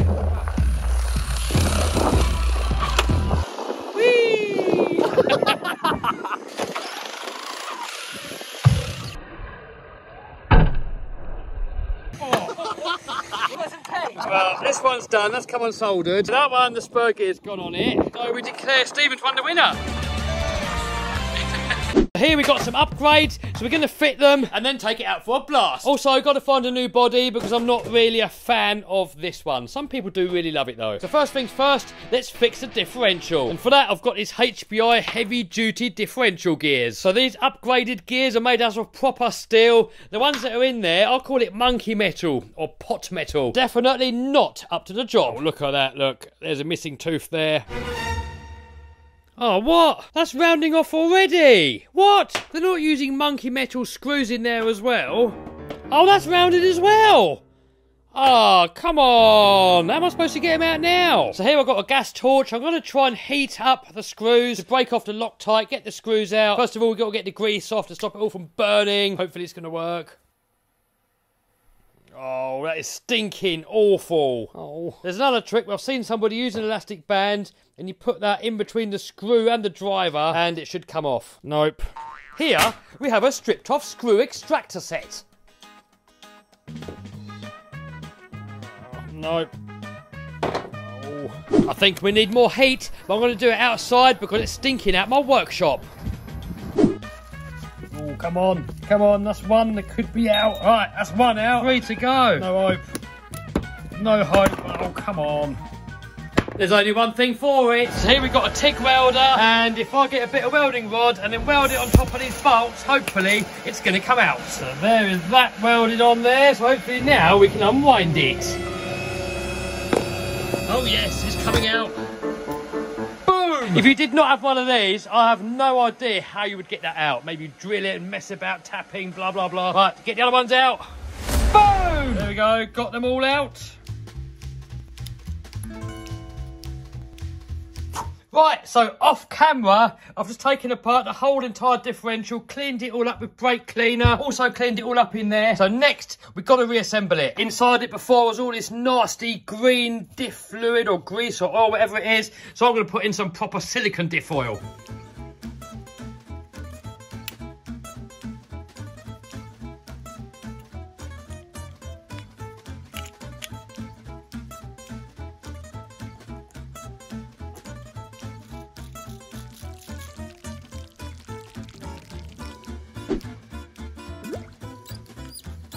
Boom! There we go, one freshly rebuilt heavy-duty diff. Next, heavy-duty pinion gear back into the differential casing. And now we can get the diff back in, and also a little bit of grease.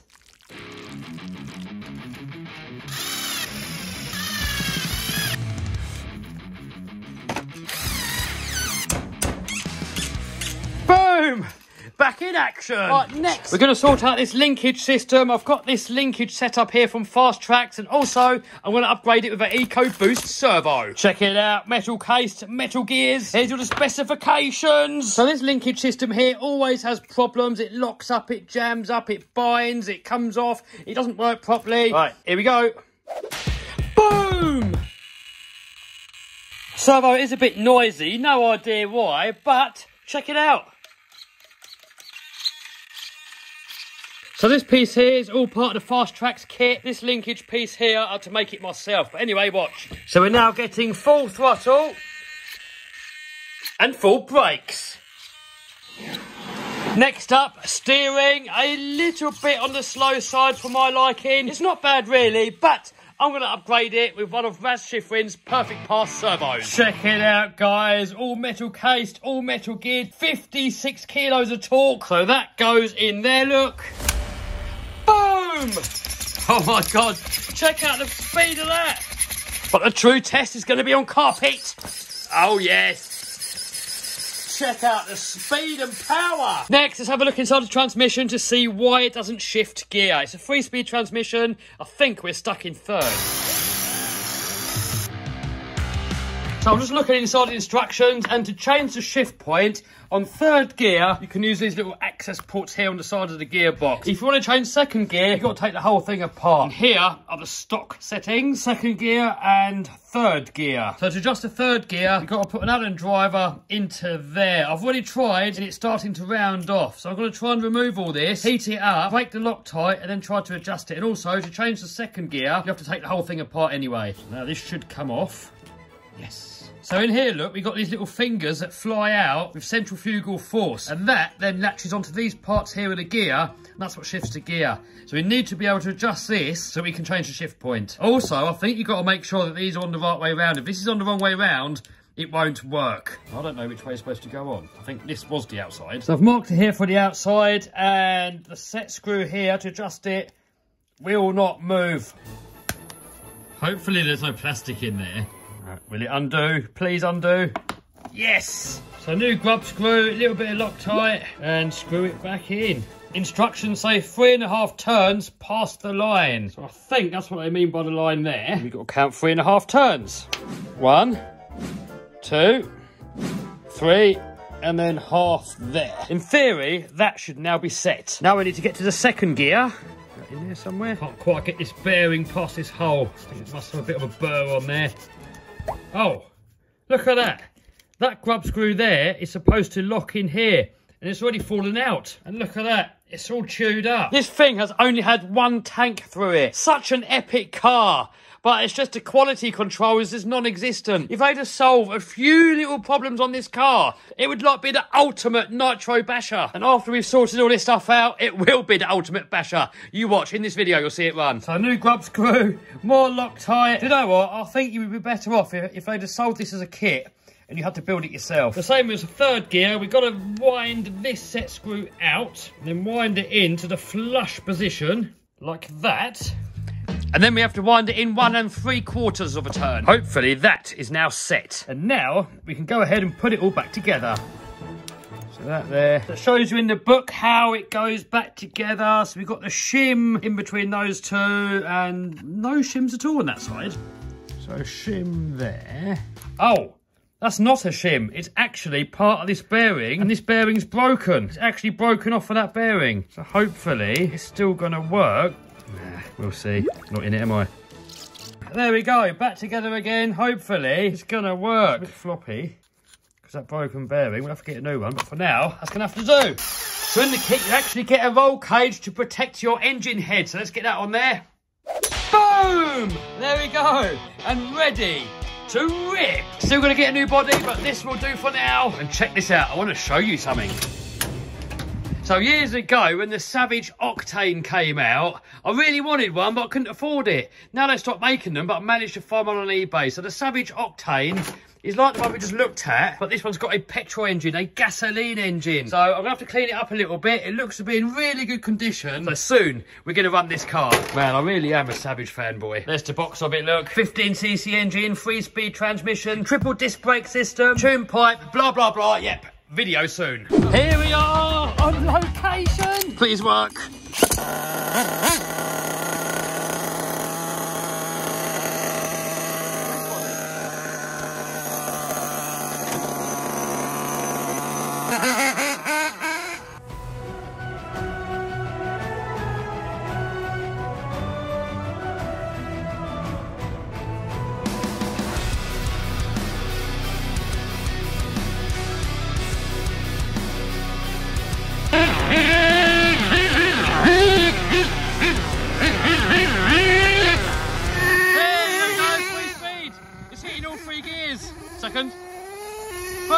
Yes! Guys, when nitro's working properly, it's more fun than electric. This is like the ultimate in RC fun. Oh, what's going on there? Oh, Max being in that case again. Whoa.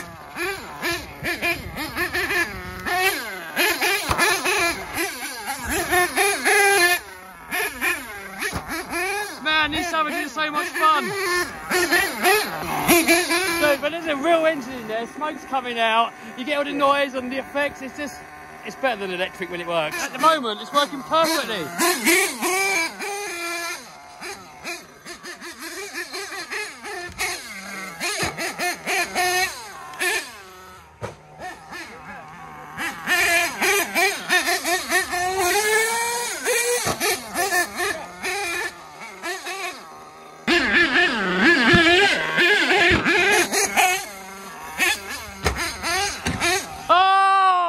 Doing? Oh! Oh! Oh no!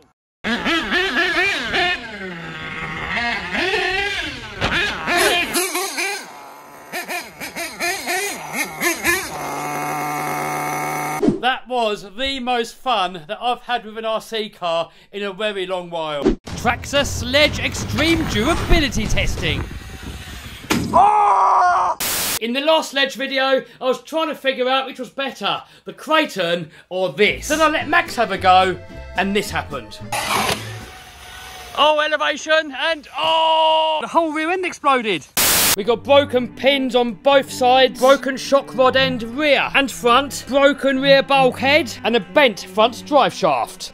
We got the spares, we got some GPM upgraded drive shafts, so we're going to get all that stuff fitted, then we're going to take it out for an extreme durability test and see how it compares to the Kraton. So as far as I know, you cannot buy this part separately, and you have to buy it with the whole complete shock shaft assembly. Man, I hate it when companies do that. Why can't you just buy a little bag with this, nice and cheap, and then just replace it yourself? Why have you got to buy the whole lot?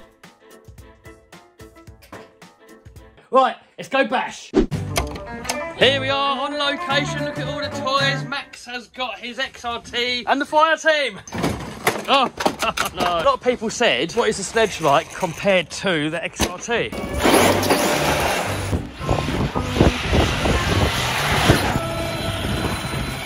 Look at that, new skate park over there. We've not been to this one before.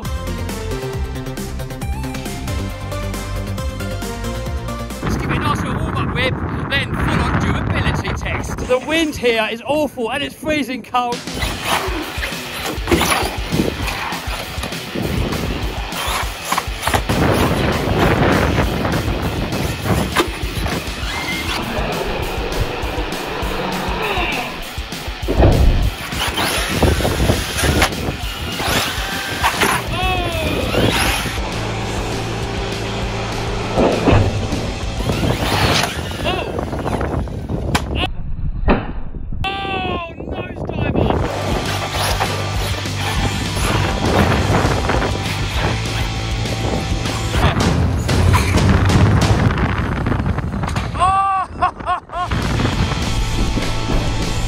This wind is awful. Oh! Oh my god! That's not the worst. Oh, so far everything's looking good. It's taking a kick in. MTC chassis is taking it. Oh my god! Let's cut out. Oh! Let's cut out. I don't know if the ESC's dying, it keeps cutting out mid-air. And now it's going again. This thing's taking it! Max, yeah? One jump, make it count. Just give it like the maximum air, but try and land it nicely. My XRT, no sledge. Oh! We're ready, here he goes. Oh my god! Oh! See the body's come off. It's still looking good though. Do it again, I'm going to stand this side. Oh my god! Oh!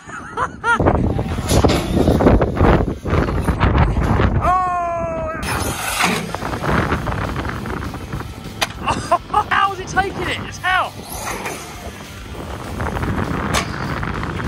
No, it's just taking it, it's just laughing at it.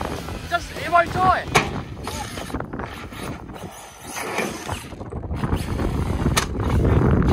Max is trying to convince me to do the suicide jump. Will you get it if it goes in? Yeah, I'll give it a try. All right, here we go.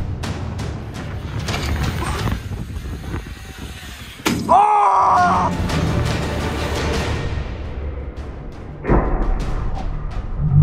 Oh, the chassis bent! Oh my god! Look at that! Oh, oh. Oh! Oh my god! How? Oh, and that's broken there. Tracks stuck. Do you know what? I don't think anything would have taken that. That was like the worst hit possible. But it still worked. Just like... Oh man, look, the batteries are out.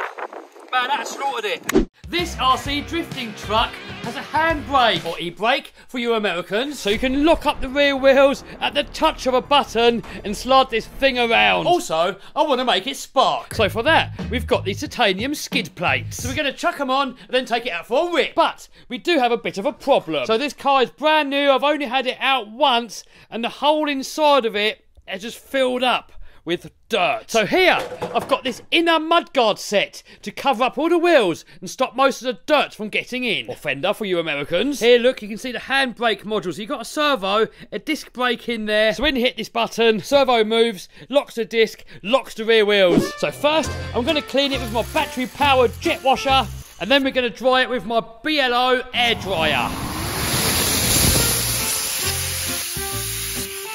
Beautiful.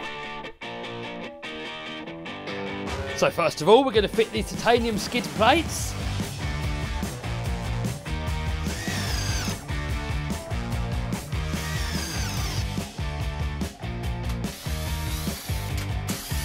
So now what's going to happen, because these are titanium, as it hits the concrete, a shower of sparks is going to fly out every time the car clips the floor. Next up, we've got to fit these inner arches, and then we can take it out for a rip. Yes! So first of all, we need to cut them out.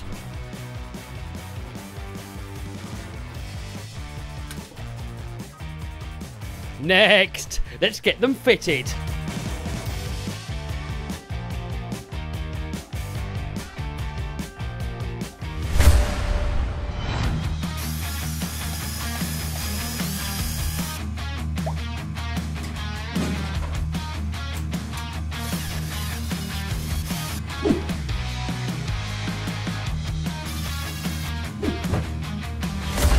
There we go, ready for action. So now look, hopefully that's going to keep most of all that dirt out of there. Check this out, look, we've got the big wheels on the monster truck in the workshop. But it is colder out there than it was last time.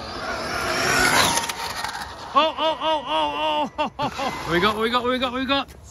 81. So 2 miles an hour more with the Onyx. I reckon we got more in it. Let's have another go. Hey, here comes AS Steve. You're on the runway, Stephen. All right, here we go.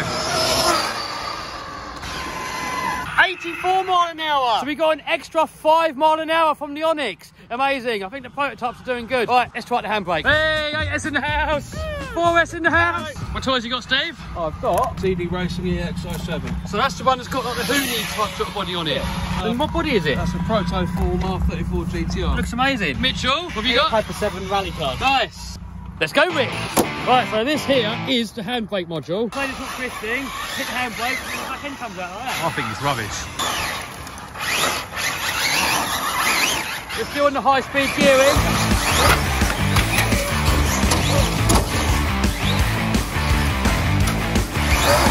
So when the floor's dry, you get a lot more sparks. At the minute, wet floor, I suppose all the sparks are cooling down and not sparking. Come on, Greta, sort all this stuff out. How dare you!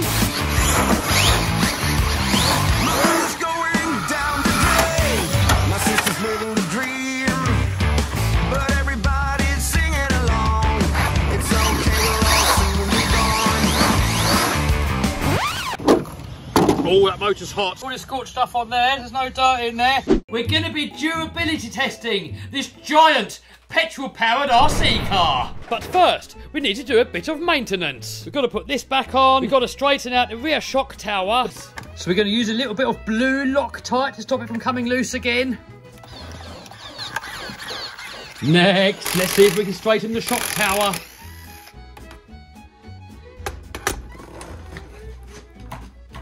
Not perfect, but better than what it was. Oh, look at that. The body posts now line up perfectly before they were back here somewhere. Here we are, on location. So, durability test for that.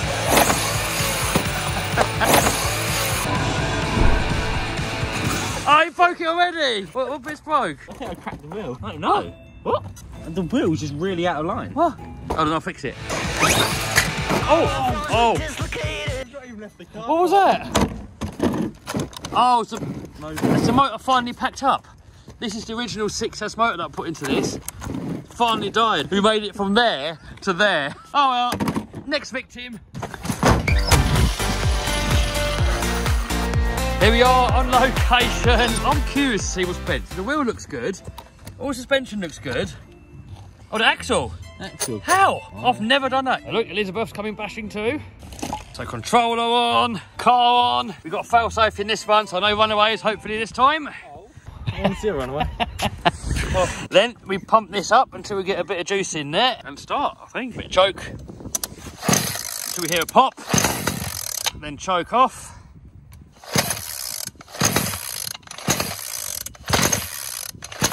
It's quite cold out here.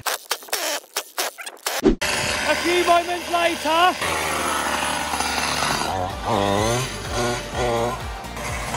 Be right when it warms up.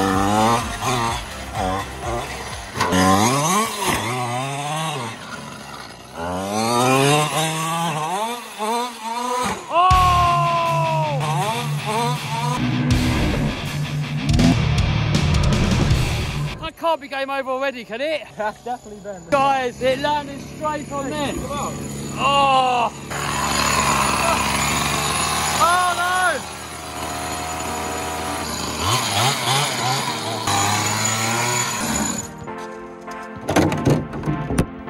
Wait, I sent the drive shafts out. I wonder if we can just pop that back in. Keep going, keep going, keep going. Oh. Yeah. Oh, we're in. Oh, we're in. I know we got to straighten it. Why chassis is always strong when you do that? No. Bended. Every time you come out, everything is dead. We're about to do a big jump and just flat land it on the concrete. No, I think it's just do the peachy one. All right. You gotta make sure you land flat, won't it? Yeah. All right, fire up, boy. All right, here we go.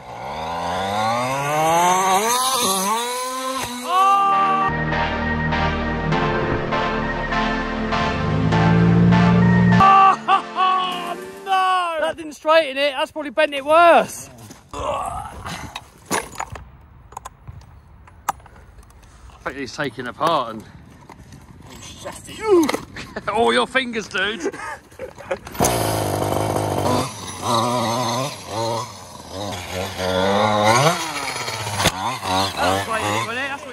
what we got to do, straighten it.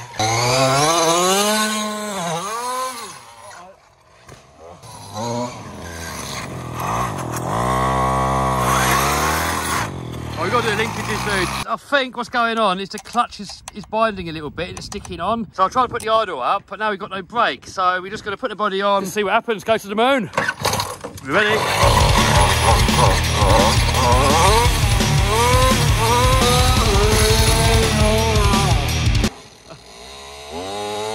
Ah. Good. Whoa. I think I can see something bad. Oh my God, look at that. The whole clutch has come out. What? How? So we're going to repair that, straighten the chassis, and then we'll get it out again.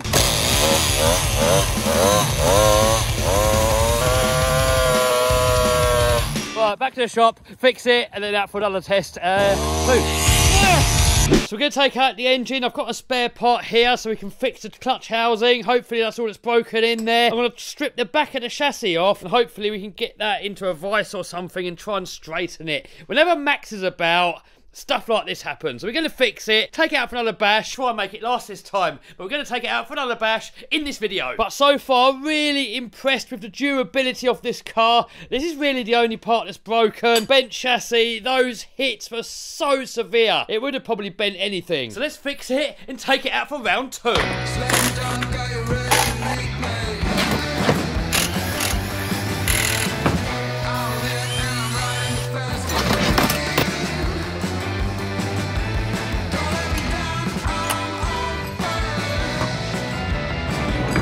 Oh dear, look. It's all chewed up in there. Oh no, look at the state of those clutches. Yep, I think those have had it. Now here, I've got the old engine out of my Lossy 5T. And a lot of the parts are compatible. So that clutch should fit onto that engine. So here I'm putting on a bit of blue Loctite to stop the bolts from coming loose. Look at that, this whole piece just ripped straight out of here.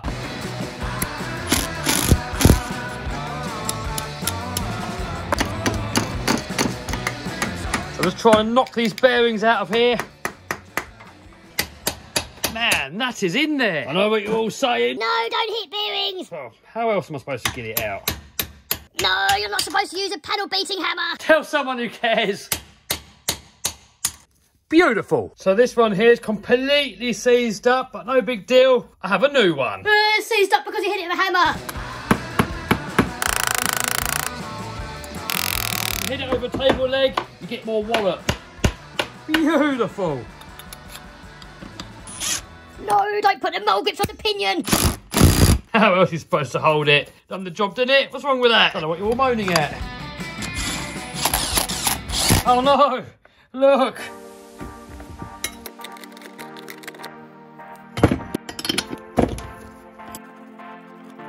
Yeah, looks like the same sort of thing. We'll put it in later on because we'll probably end up breaking it again anyway. We'll put it in when the whole thing's finished. Right, Mythbusters. Apparently, if you get a piece of this and chuck it out of glass, it's going to smash.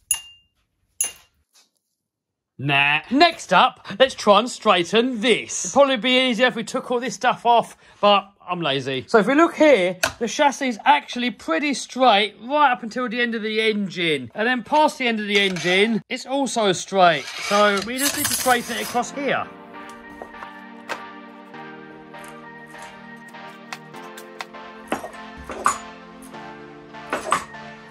Come on, straighten. It's made no difference. I've heard rumours that this is actually made out of 70-75. If that's true, that's like one of the strongest aluminiums that you can get. Jesus, it hasn't done anything. Man, this is some high-grade aluminium. Man, I'm going to end up putting my back out over this.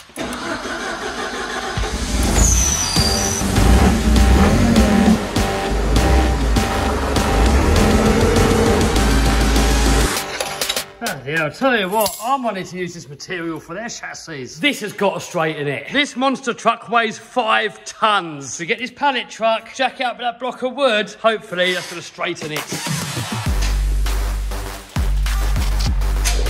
think it's lifted the whole truck off the floor, look. What? That's lifted the whole front of the truck off the floor. It's got the whole front end of this monster truck all on this chassis, look. Please be straight. Nah. Oh, I made a new bend. Sod it, that'll do. It's going back on.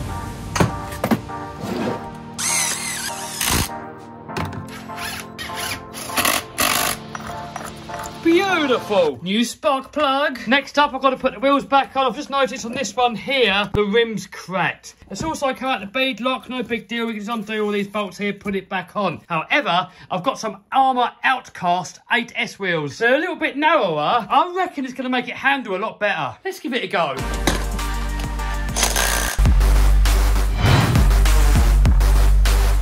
Do you know what? I really like it on these smaller wheels. I reckon this thing is gonna rip. I mean, it's got a 45cc engine. That's a lot bigger than most cars of this size. Let's go try it out. Here we are on location. Oh, get that loveness in there, Maximus. That's it. Pump him up. Bit of chokage and tug. Oh, once you get a little pop, should have. Let it warm up. I've got a feeling it's gone lean, you know. I've got a funny feeling since the last little bash, it went lean because it always sounded like it was bogging. Go on, give that a whirl. Alright, we'll give it a minute more, man, and then we'll let it rip.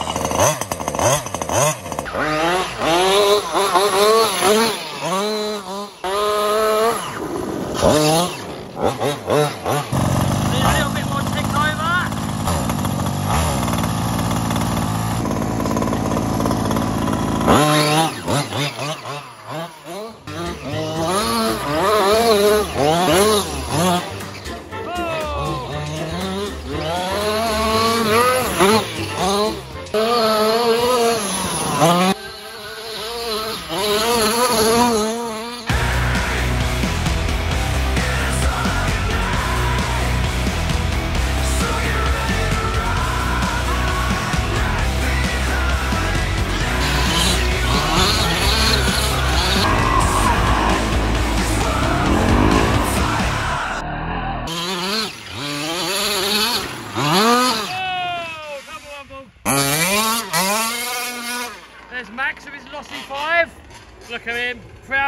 man. Ready? 3, 2, 1, go!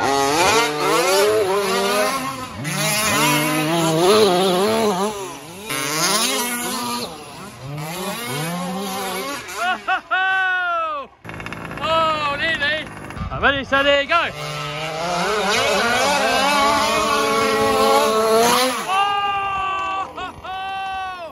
What have you done? Oh.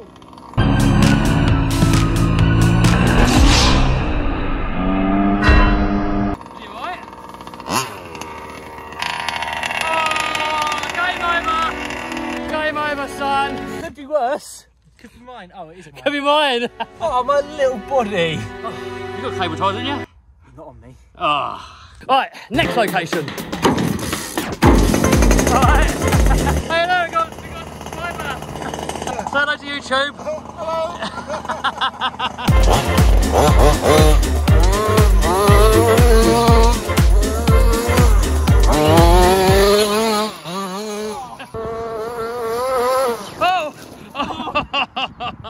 Here we got a very rare and a very unique RC car. This is the HBI Savage XL Octane, which is gasoline powered. So look at that petrol engine in there, look. And I know what you're thinking, petrol powered RC cars are not unique. Well, they are in this size. So here's a normal size petrol RC car, and here we got the Savage Octane. These size RC cars are usually nitro or electric. So this came out 9 years ago. I really wanted one, but I couldn't afford it. And they stopped making it many years ago, so now this car is incredibly rare. However, this one, I managed to find it on eBay. It does look to be in really good condition. The only issue I can really see is the body shell's got a split in it here. It's covered in grime, so we're going to give it a quick clean up, then see if we can start the engine, and then take it out for a little rip. Lots of people had big problems trying to get this engine to run properly, or even to run at all. I really hope we're going to get this thing working. Here's the box, and it comes with a 15cc engine,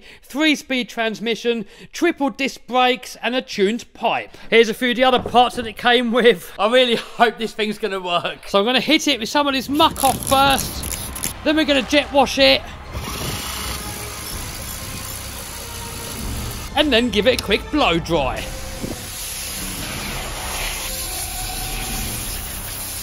Boom! All clean.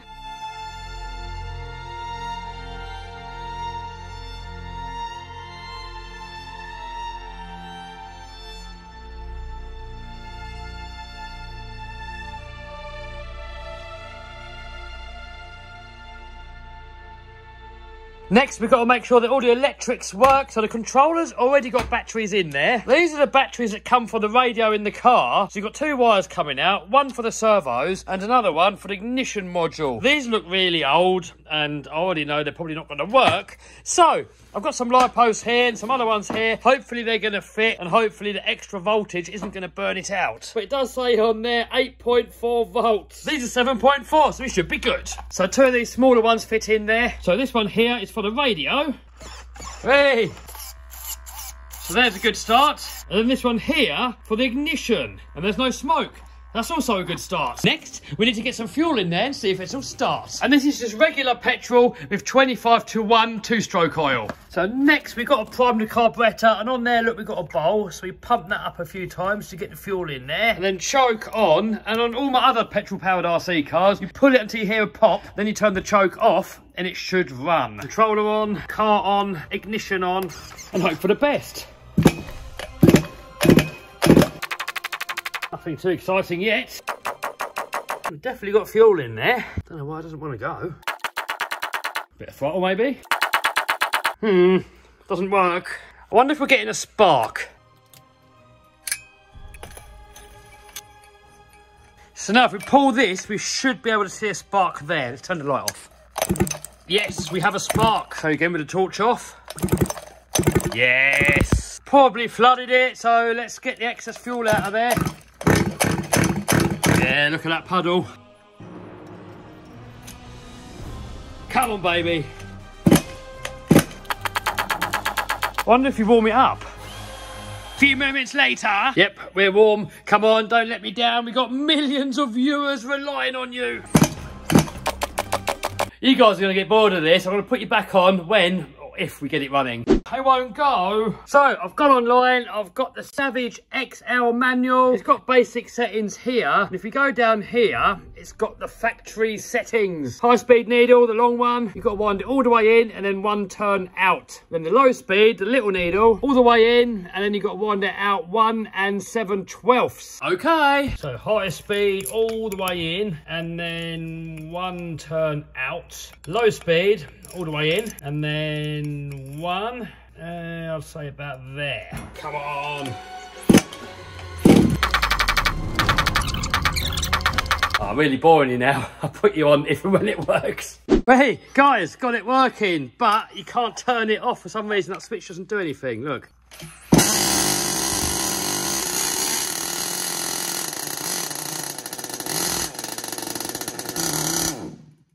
Alright, I've been tinkering with it a little bit more and they had it wired up a little bit wrong. This ignition module, they had the ignition module plugged into the receiver. Then when I plugged the wire in, I plugged it directly into the ignition thing so you couldn't turn it off. But now I changed it over, now you hit the switch, it turns off. Alright, let's go rip. Here we are on location. Hopefully it's going to work, got it all tidied up. Let's see if he's going to run.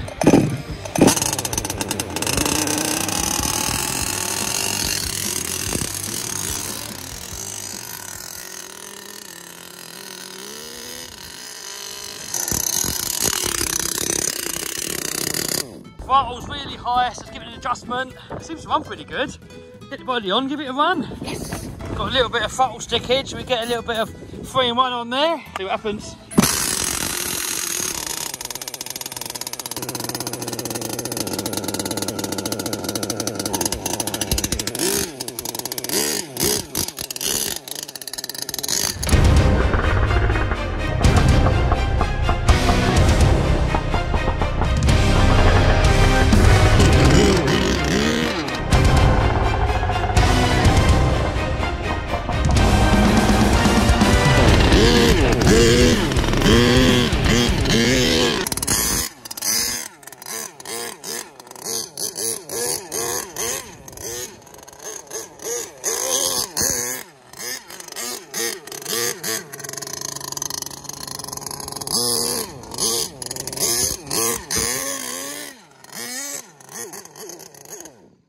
So guys, it works. That is obviously good. Not so good though. It feels quite glitchy on the radio. It feels like it's on the verge of doing a runaway and it's stalled. So I think we're having problems with this ignition thingy-majig. So I think we've got to get it back to the shop at some point. I'm going to put new servos in it, new radio, and maybe get a new ignition system for it. We're going to play a little prank on Max, come on. What are we doing? A little payback for when Max zip-tied by DBXL throttle fully open.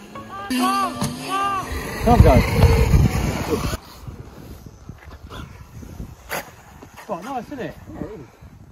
It goes really well. If you open it up across the field, it'll go really well. Do you reckon it goes quicker than yours? There you are.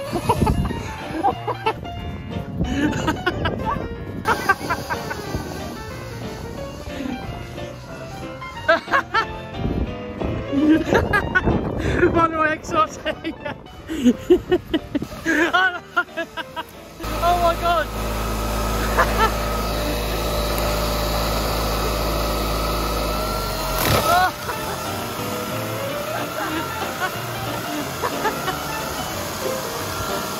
I can't move. Turn it off. Turn it off. Oh no. What happened? It really came, really. They've broken it. Stop him, just drag it, it's fine. Just put him over there. Sorry, mate. What's happened to your wheel, mate? I don't know. What happened to that wheel? It's been kept. Mind you, that's how Stempy drives all the time. I guess now it's going to be Max's turn to get payback on me. Probably going to be in a video at some point. So we're going to get this car out again, probably in the summer. I've got to try and find myself a new ignition module because it just keeps stopping the spark. We had troubles with that trying to get it running to start with. So new ignition module, probably change the radio and the servos because they're a little bit weak and it was glitching. I want to try and find a new body shell for it as well. So another video on this, hopefully, pretty soon. We're going to bash the brand new Armour Outcast and Creighton 4S.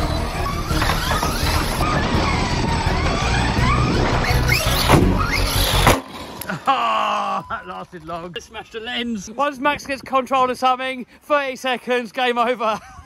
So these are the brand new 4S cars from Armour. The Creighton is longer and more for speed, and the Outcast is a bit shorter and more for stunts. So they both come with double wishbone suspension front and rear with coilover shocks. Here's the brushless motor and speed controller, and they can take 4S. Tyres feel like they've got some good grip and suppleness.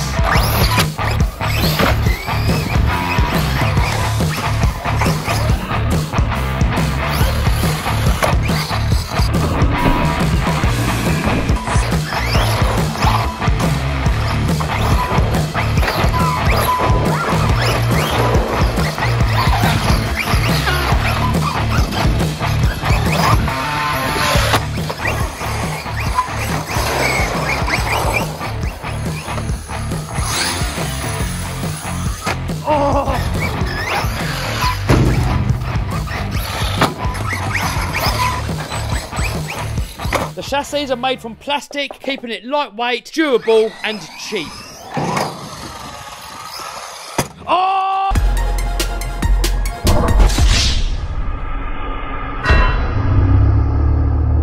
Oh no! Oh my god! No way! What did you say about taking it light today? Well, the idea was to go nicely on it. What? Game over. Oh man, the idea was to go nice on it and then do a speed run and then give it durability. Not like, oh. Some more buttons now. Oh no! You actually landed on that there. Oh, game over on that one. Oh man, look! It's only a chassis though, not the end of the world. Oh, it still works, look! Still going.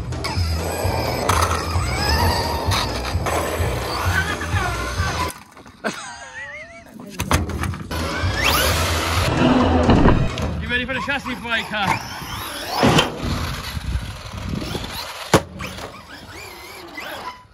Oh no, here comes Max with the Typhoon. Oh, landed nice. Still going. I think he needs more run up. It looked like he's going quite slow. Really? Yeah. I reckon if you hit that faster, then you could clear like the whole park, like all of it. Oh! Ready? Oh my God! Jesus! That's gone. That's gone, mate. Goodbye, Typhoon. So here's the original 4S Creighton and Outcast. Let's have a look to see how they compare. The new 4S cars are a little bit wider. The original one had plastic shocks that leak. Look at that. All the oil is gone. The new one, alloy shocks that don't leak. Old one, full plastic drive shaft. New one, still plastic, but it's got metal ends on it. Wider arms, bigger shock tower, added centre drive shaft support bearing, sway bars. And it comes with 17mm hexes now. The old one got these little funny nut things. The old one, fully plastic differentials. The new one, all metal. Here's more techno-babble, more techno-babble, more techno-babble. But I'm not going to bore you with all that, so I'm just going to put a link down below. We can get all the specifications and where you can buy one from. I've got a challenge for you. Flat out, full speed. You got to go under that, full speed. Flat out, under here. Full speed. That won't fit. Ah, imagine that full speed. Where's my car? I did your one. Here we go. Flat out, flat out. Oh!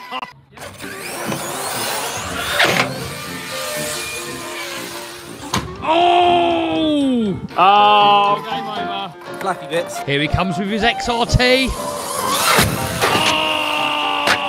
Oh, well done. Game over, son. Pulled the whole centre out. So that proves that Traxxas is stronger than Armour. No. Because the Armour's broken, the Traxxas is perfect. Could be worse though, could be mine. So you've seen how they go on a skate park. Now we're going to fix it. Then I want to take them both out, see how fast they go. Then I want to take them out on some different terrains. And, oh, while we're here, we're just doing a durability test video on the XLT, but we broke it, so I'm waiting for parts. And, oh, yes. Anyway, let's get this chassis changed, then take them out for another rip.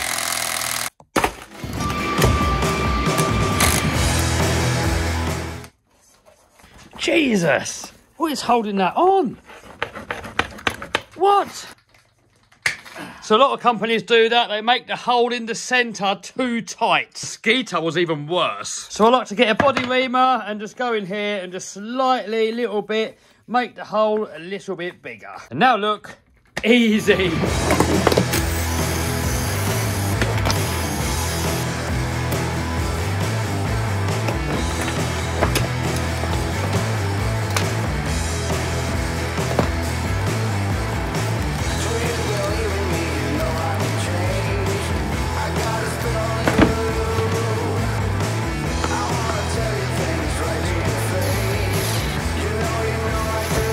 So once I've done all the screws up with the Ugger Dugger, I go in afterwards and do the rest of it up by hand. If you do it all the way up with the Ugger Dugger, you run the risk of stripping out the threads. Next up, we've got to do the same to the rear end. Ah, didn't quite work. Guys, I'm having such a battle with these sway bars. They are so difficult to get back in. I'm going to get rid of them. It's a basher. I don't care. It's not a racer. I don't need them. They've got to come out. I mean, you've got these little clip things that go in there that are literally impossible to line up. But then you've got to try and get that through. Ah! Come out. Guys, I don't know what's going on. This thing is proper battling me. It's not fun. RC is supposed to be fun. This isn't. I mean, the idea with this design is so it works easily, and it isn't. I mean, that motor's not going back in. Why? Go in. Stupid thing. Go in. Come on. It just doesn't line up. What's going on? God, I'm going to smash this thing up in a minute. Sick of it. Well, how are you supposed to get it in? What is going on with it? It won't go in. Go in. No. I need a Vinny. Vinny! Help! Here he is. Come to rescue the baby. What's that? What is it? What have you been doing? What is it? Don't ask. You have to wait for the video. Anyway, this, it won't go in. I mean, it slides in, but that spline just won't locate. If I've been forcing it, I might have chewed it a bit. I had exactly the same issue with mine. That's not very good though, is it? So I'm not in it, just get it in. Where's your lube? Yeah, that'll do. Where's your latex gloves? Are they man's gloves or are they boy gloves? They're boy gloves, aren't they? The little L. That's little boy's hands, isn't it? Look at this. Oh. What's little hands means? Big dick, isn't it? It's not where it's sticking, dude, is that? No, it needs to slide in there. Trust me. Well, that's not the bit it's sticking on. No. You missed a bit. You missed a bit there, look. Oh, yeah, good point. I had exactly the same issue on mine. Hold that. Over there.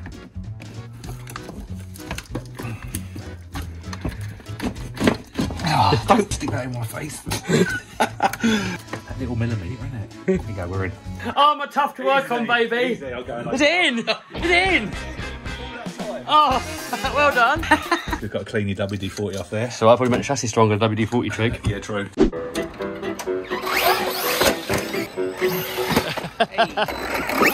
Oh! Ready, steady, go. What are you doing, Max? So I'm going to do a backflip off and land off the Creighton. Oh, gold. Oh! Oh! Here's all the crew. So Mitchell's got a, what is it? Practice wrestler. And Stephen? Armour Granite. Yes, we got these. And John has got his fire team. Max is piloting this one at the moment. I'm going to pilot that one. Hopefully they're going to last. Oh, look at one.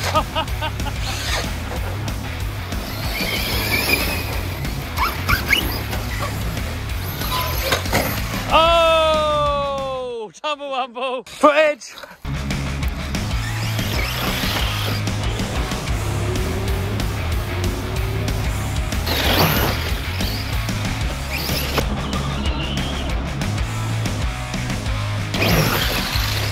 Challenge, we've got to take a run up from up there, hit this, we've got to try and land on that up there. You ready? Yeah. Yeah, right, ready, steady, go.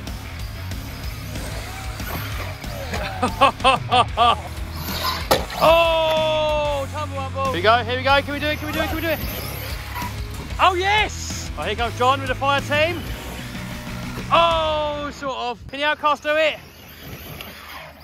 Oh, sort of. What? How? What is happening in this department? Mick's broken it already. Oh, how? Jumped to the floor, landed on one wheel. Oh dear. Yep. Have you got spares? Oh. Right, Mitchell's back in action. Who fixed it? Team effort. Me and Max. Yeah, duo. Yeah. Who's just the cable tie idea? Me. We got a challenge. So you got to make it up this hill, just crawl it. So we got the outcast first. All right, Max fails. Creighton's going. Oh, easy. That wasn't even a challenge. No, you got to get up here. Oh!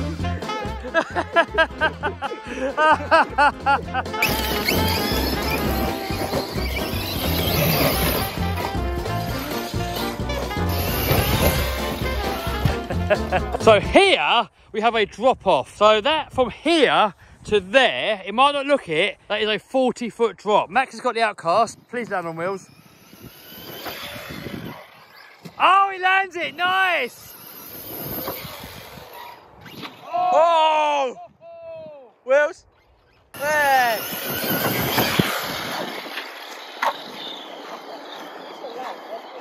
Oh, that's it rolling. Oh, it's going. The challenge, what are you doing, dude? So we're going to jump from that side there. If we hit that, the golfers get mad. I don't think it'll work. There's no lip, and we've got to clear this whole bunker. Let's waffle. Oh! There you go, Clayton's turn. Oh!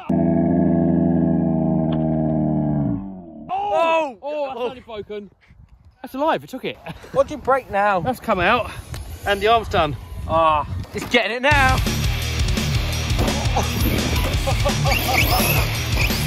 Oh no, Max has got John's fire team. He's going for the 40-foot drop. Here it goes. Oh my God, that's moving.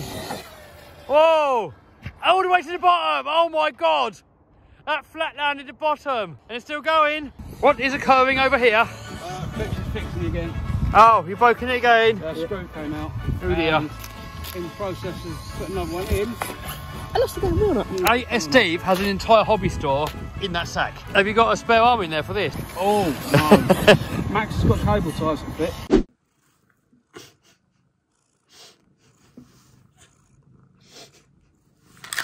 I'm trying to edit, dude. I want to see if he's going to crawl over the cat.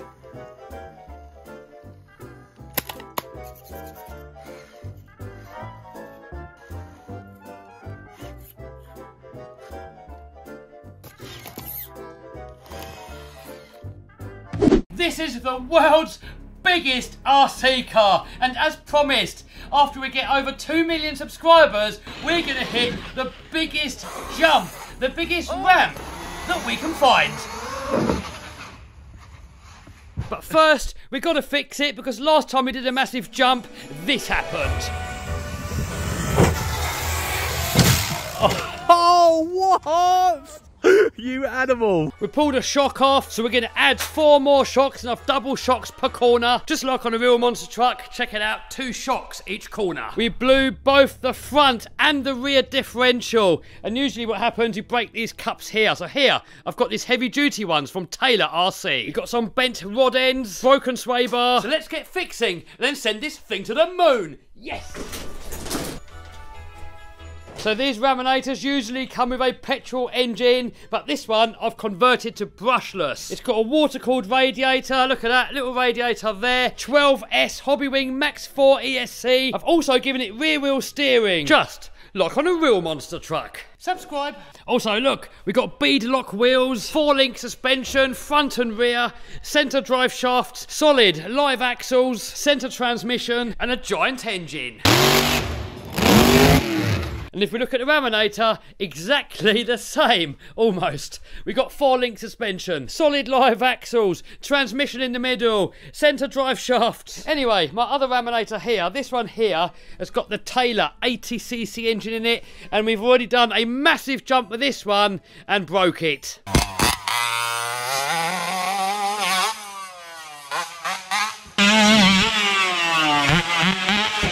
I landed on power and I damaged the centre transmission. I broke a shaft, I'm waiting for a new one, then we're going to fix that one too. So on this one here, I drilled out the pistons to make the suspension a little bit softer. However, now it's too soft.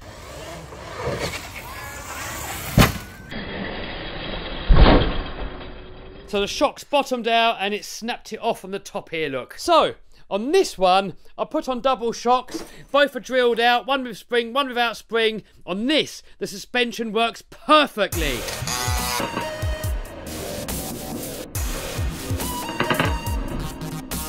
So we're going to put the same setup onto this one. Anyway, I'm all waffled out. Let's get wrenching.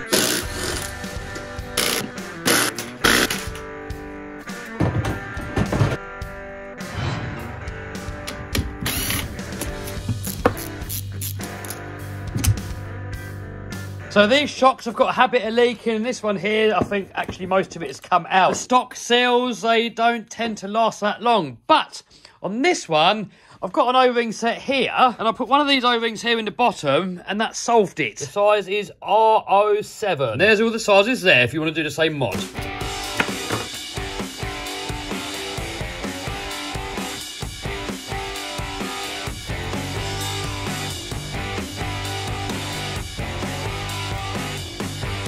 Here looks the old seal, and you can see it's a bit wet and leaking. So I'm going to try and get it out of there, and then replace it with one of these O-rings.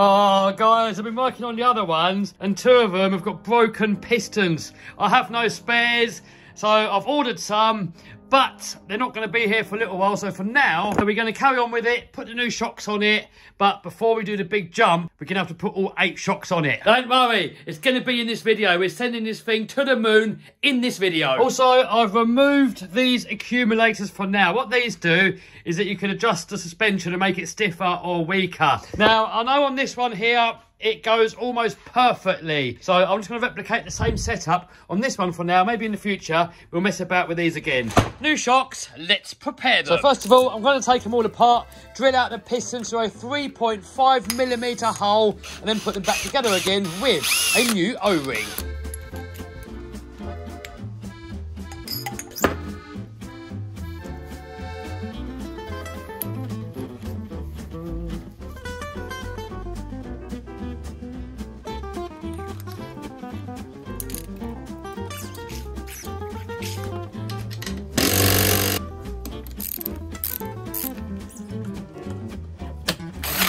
And now let's do the rest of them. Boom! Next up, I've got to fit a new sway bar link, and this time I'm going to Loctite it on so I don't lose it again. And we have to replace a bent 4-link rod end.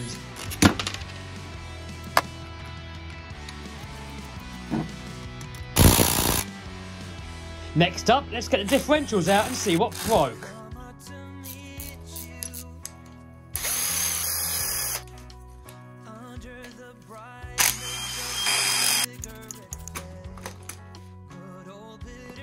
Ah, there we go, look.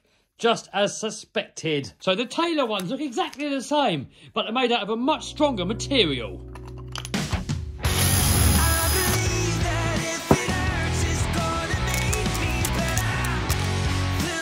Next, I'm going to clean all the parts with brake cleaner.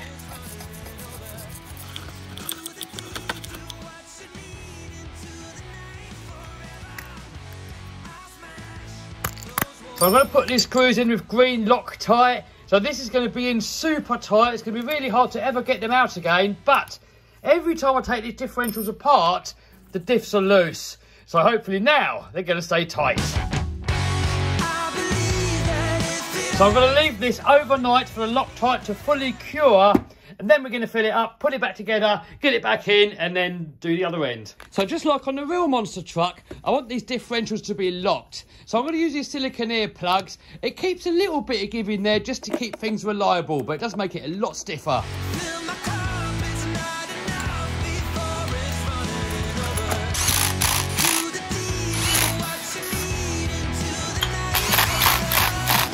Next, we're gonna do the other side. Boom! All we need to do now is wait for the new shock pistons to come, put them in, and then we'll let it go rip. A few days later, look what turned up. So I got some new pistons, and check this out. Anyone guess what this is? It's a Primal Gravedigger Collector's Edition, yes! So we've got to drill these pistons out to 3.5 millimeters. Next, we need to remove the old pistons, all the bits and pieces, drain the oil, fit the new piston, and top it up with fresh oil.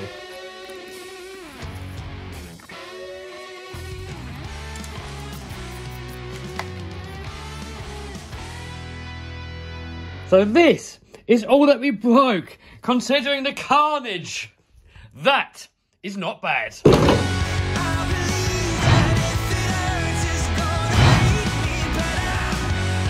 Boom! There we go. Let's go to the moon. Look at this beautiful British weather. Here we are on location. Check out the size of that laminator. Max in the house. And look, we got front and rear wheel steering with this thing. And oh, XRT. Tumble wumble. Footage. 2 footage. Come on, 2 feet. So XRTs are actually really big cars, but next to that laminator is tiny. Oh!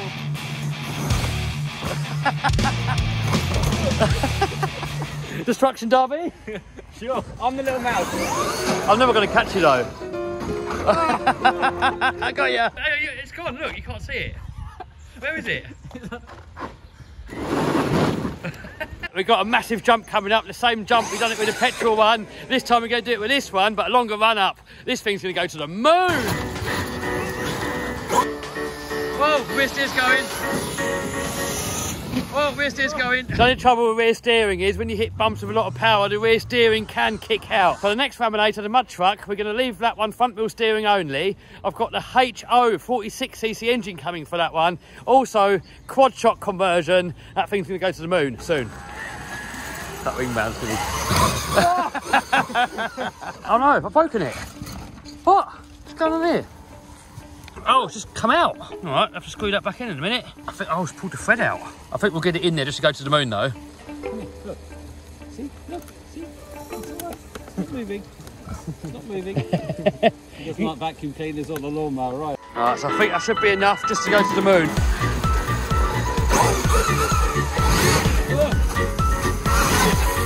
Look at that suspension moving a treat now. So I think this is the biggest jump that we can find around here for the laminator. So we've got to run up through here, and then we've got that ramp at the end there. That thing is going to go to the moon. Oh, that wheel's come off again. Max has got a repair job for it. Here it is. I think what we're going to do is for now, well, not for now, but when we get back to the shop, a longer one with a nut on the bottom. And Max is trying to fix it. So we've got a smaller bolt in there, put a nut on the bottom, hopefully it's going to survive. All right, back in action to the moon. Don't film the floor this time, Max. Yeah, I won't film the floor. Here we go.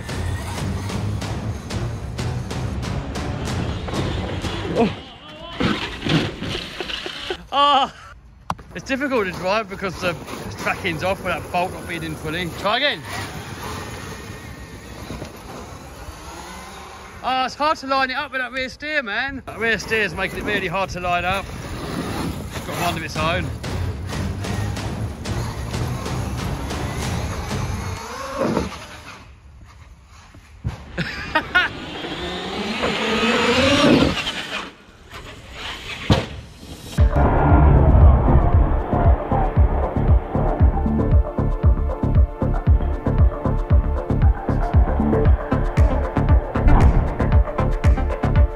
How's going? Still going? My challenge to you is try and get it over the fence. Right, so from there, around there, and then into there? Yes. Okay. Oh my God, it's got to make it from there, up there, and into there. That's going to go so wrong. Ready? Oh no! Oh!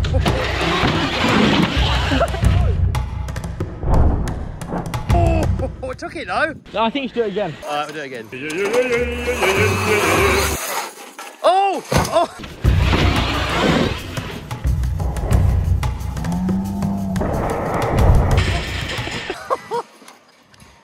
Oh my god! How's it taking it? I don't think it came off the sway bar. Where? Yeah. Oh, I keep losing those. It's fine, not in it. Oh, that rear steer. We're going to have to do this again without rear steering.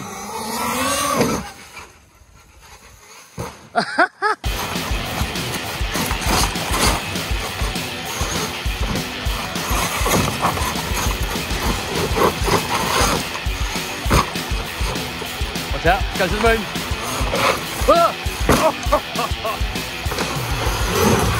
Oh my god.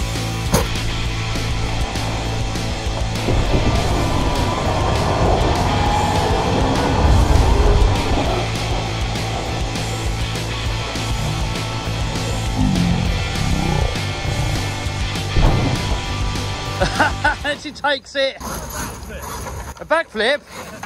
Alright, so Max wants to see a backflip. We're going to try. It probably won't make it. Needs a new body now anyway, so say what?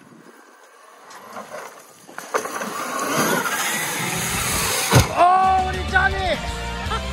What? Man, this thing's taking it. Apart from the sway bar that fell apart, it's probably my fault for not Loctiting it. Are you still alive? Yeah. What? Oh, what is that noise? Oh. I know, it's getting real, right? What's up with it? I don't like this. It's scary. Is it broken on the diff cup? Wait, power? Wait, power? Oh, it's done something here. I reckon it's our diff cup again. It's got heavy duty ones in there now though. So guys, I did the biggest no-no in RC bashing, landing on full power. Especially something with this size and weight. Balloonage. Balloonage? Oh, what? It's not done this as well, is it?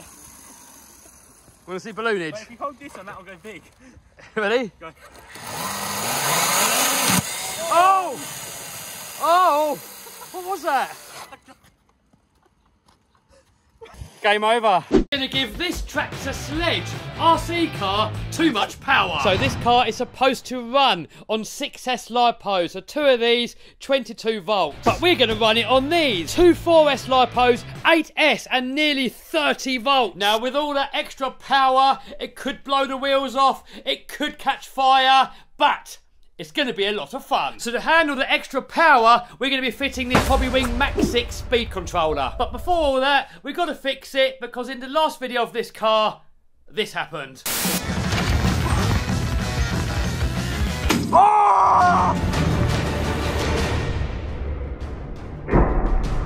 Oh! Oh my God! How? So we got a bent chassis, broken shock, broken links. So here's all the parts that I need to fix it. And we did manage to bend an M2C chassis, one of the strongest chassis that you can get, made from American high-grade 7075 aluminium. However, guys, that landing would have killed absolutely anything. A plastic chassis would have snapped in half. Any metal chassis would have bent in half. Nothing's indestructible. Everything breaks when you push it far enough. All part of the hobby. Fixing it, also all part of the hobby. Right, let's stop waffling and let's start wrenching.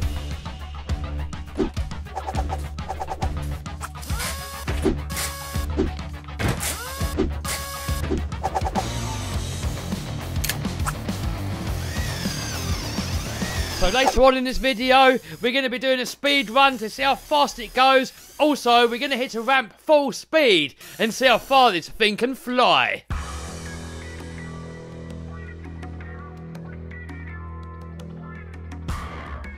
If you look here, look, the screw is actually snapped off. So what I like to do is on parts like this, if you can fit a longer screw in, then I'll do, because now we can grab hold of this side and get that screw out. Next, we've got to change the arm because we've got a crack in it.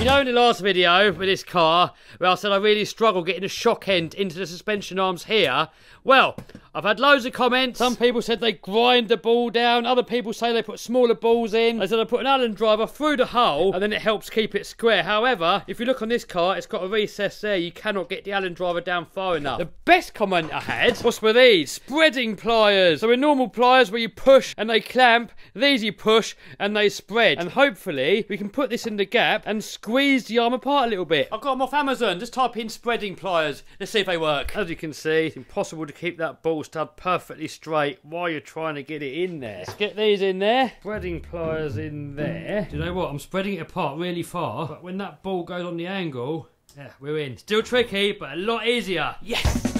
Look at the state of that. Pulled the screws straight out. Even the other end starting to get stressed. Next, we're going to fit the speed controller, and for that, I'm going to use this M2C conversion plate. I think it's going to fit. Let's see.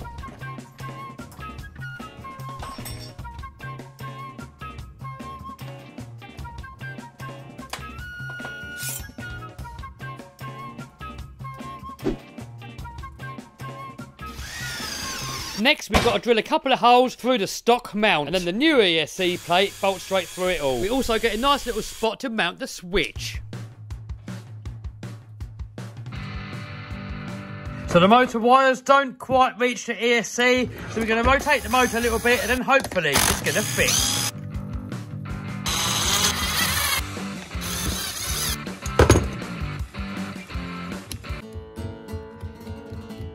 Oh my god, it's like guitar strings. Next up, we've got to do something with this battery tray. So the stock batteries, they fit in like this. The trouble is, because the cells are up on end, when you do jumps and land hard, the constant pounding of the battery cells like this makes them a funny shape. And in my opinion, that's going to make them blow up eventually. So I'm a fan of mounting batteries this way round, but the stock clamp will no longer fit. These Onyx lipos, these are specifically made to fit into the XRT. So these are probably going to be a little bit big for this car. So the smallest 4S lipos that I have are these ones here. We should be able to get them to fit. They fit into the armour cars, but look, the strap will not go. So we've got to do a modification. Get rid of this and fit a strap.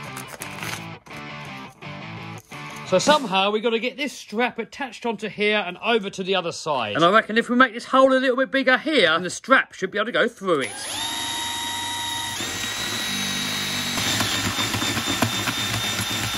Beautiful! Not really, but I don't care. I'm not in it. Got it all plugged in, got the speed controller on. We have throttle. For some reason that mesh sounds awful.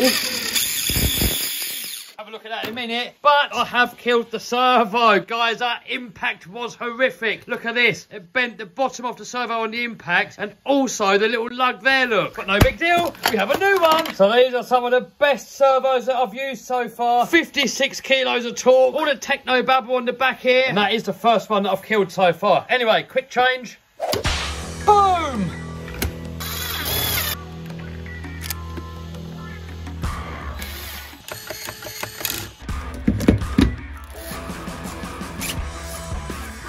Alright, that's definitely not ideal. I'm going to have to look for an aftermarket battery tray to get these batteries to hold in. That's just going to fly out like that. For now, we're just going to tape them in and we can run the car like that. Future upgrades. Let me know in the comment down below if you know of a solution. Next, we need to fix the shock rod end and the top wishbone. So here we have a whole load of more M2C upgrades. I'm not going to put them on yet because I want to see how the stock parts perform first. Once I see a weakness with the stock parts, then I'm going to go and upgrade later on. So we've got these 70-75 hinge pin blocks. I'm guessing they're going to go on there very soon. Also shock towers. Now my front tower is already bent, so probably I should put them on. I'm going to leave these stock ones on there for a little bit longer. We've got heavy duty drive shaft, heavy duty diff cups, and these, if you look here, look, it's enclosed on the end so the drive shafts can't pop out. I've got the long longer GPM drive shafts in here already, so far they haven't popped out, but if they do, then these are going on. Or of course if these break, these will be going on too. Heavy duty hinge pin blocks, and I'm guessing these rear ones are going to go on very soon, because I broke both of these a couple of bashes ago. Here we got a special shock conversion kit. So we got this heavy duty standoff, we got some different shock caps, we've got a bleeder screw on top, and these special pistons that actually have an O-ring that go around the outside. So Rich Duper Bash, he messes about with all this stuff, and he knows a lot more about shocks than what I do, and he gets his rigs handling really well. I'm just a basher, and I may put these on in future. I'll see how it goes. If these pistons break, if there's a weakness, maybe I'll put them on. But I think it's more of a tuning option. And here we got a selection of different motor mounts. I really am a fan of the stock mounts. I really like how the stock motor is held all the way around. When you do those nasty, nasty hits, it saves the motor. On a normal motor mount, you do run the risk of ripping the motor off of the mount. But if you want to fit a big motor, then that is really your only option. And it does also come with these little bits like that support the motor from underneath. Also, one of these is a reverse mount. You can have the motor mounted the other way if you want to fit like a giant, big, great motor. Look, here we've got another motor mount support system. If you want to know where we can get all this stuff from, the car, all the upgrades, I'm just going to put a link to all of that stuff down below. Next, we've got to solder on some connectors, and then we can go rip with more power. Yes! So I've been using these IC5 connectors, and they are EC5 compatible. However, with a lot of bashing, they do have a habit of coming loose after a while. Got these new connectors here from Onyx. These really are a really tight fit, and they are compatible with the EC and IC5s. So if you want to know where we can get them from, link down below. The only part that isn't compatible, if you look in here, look, this one's got one pin in the middle, this one here's got 2 pins. On these, I use this for the smart batteries. So I'm just going to go ahead, I don't use any of that anyway, and just pull these out.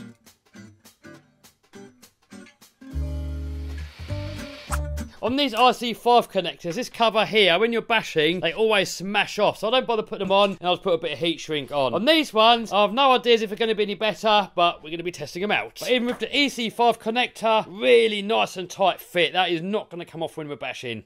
Here we go, A test. Whoa, my God, poor carpet. Let's get it out in the real world.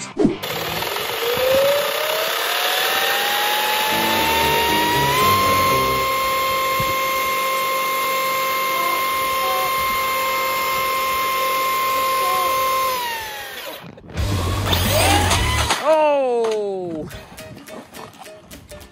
Ready?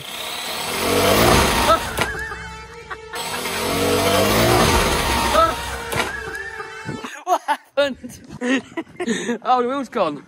It's actually come off.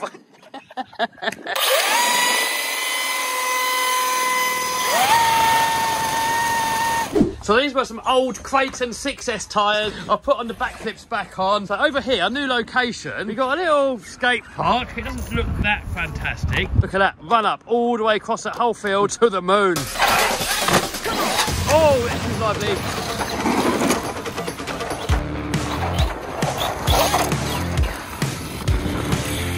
So, you've got to go over here, roughly where this max is going, and through there, and then hit that.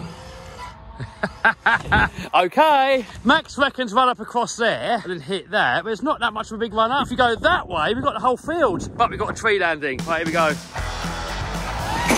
Oh! What happened? Oh, it's come across at a bit more of an angle this time.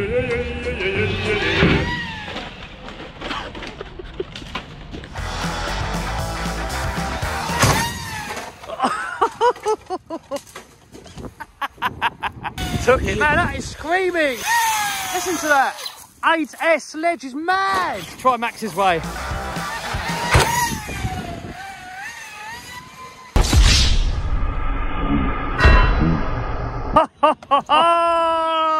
Game over. Sounds vicious, doesn't it? Rod end in a shock cap. So these are definitely going to start becoming a weak point. Broken a few of these now. Shock cap. That's the first one I've broken. And shock rod ends. There you go, M2C. Next product. In a minute, we're going to see how fast it goes on 8S LiPo, but first, we've got to fix it. Now, these are, I think they're becoming a bit of a weak spot, so we're going to have to find an upgrade eventually. Shock cap-wise, I've got these ones here from M2C. Also comes with different pistons. It's supposed to dampen better. These are relatively soft, and they bottom out quite easily, so we'll give these a go, see what happens. So let's fix it, and then see how fast it goes.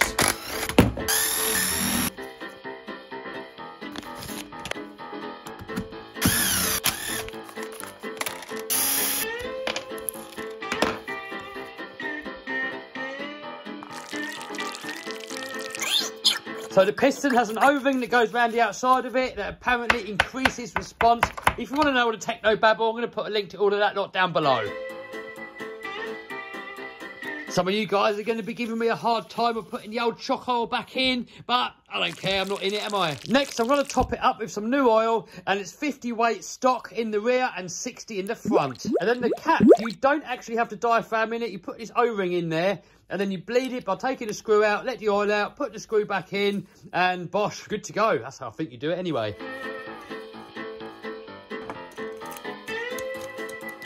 The kit also comes with these heavy-duty hardened steel shock standoffs.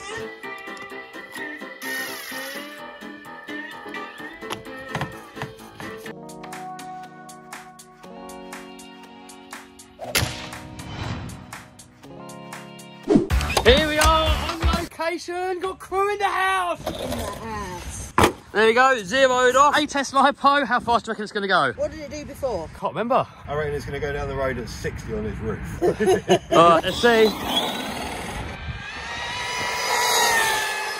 That's flat out. Tumble wumble. Oh, 61 mile an hour. Bang on the roof and 61. Here we are, next location. I don't want to break it. You've already seen a durability test. I just want to see how the new shock pistons perform on jumps. Let's go.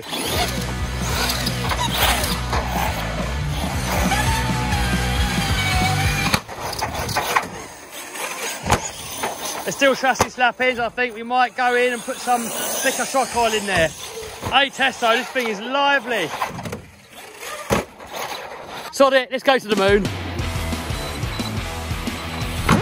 Oh, it's cut out. What? For some reason, it's completely cut out. Oh, come disconnected. Plug it back in and back in action. Step number 2.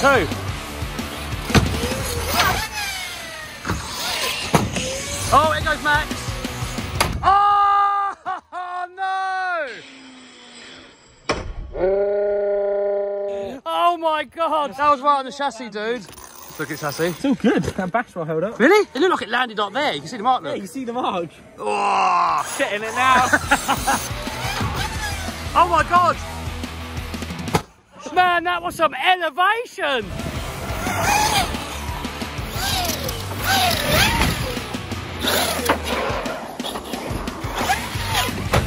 Oh, man, RC's everywhere. She's crazy. Got smokage. Where's smoke coming out of? The motor. What happened? It could be worse. It could be mine. I guess. It might still work.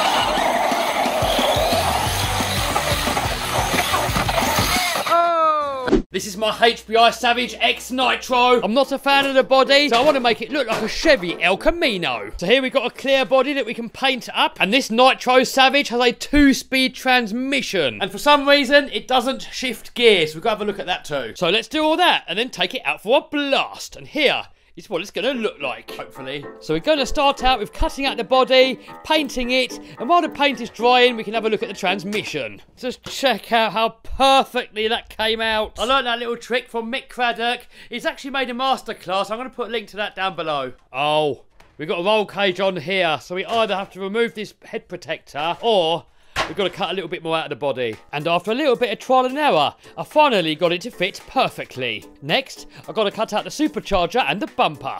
We have to mask up the windows, then we have to scratch up the surface so the paint's got somewhere to stick to, then mask up the rest of it so we can put some chrome onto the chrome parts. So now while that's drying, let's have a look at this 2-speed transmission. Now for round 2 in the paint shop.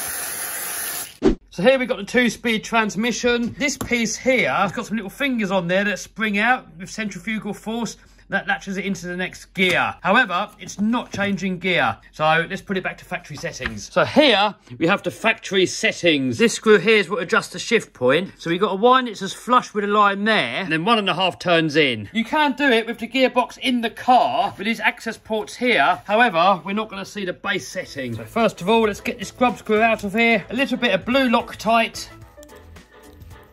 Wind it in flush, so about there. And then 1.5 turns in. And that should be set.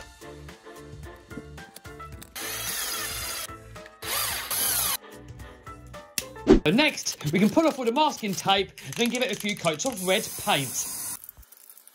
Next, we need to back it with white to make the red colour pop, remove the window masks, and then apply a little bit of window tint. And now we can remove the clear film and apply the stickers.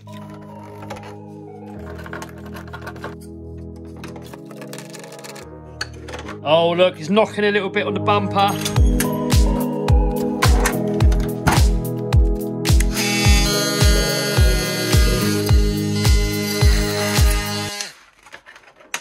Boom! Check that out.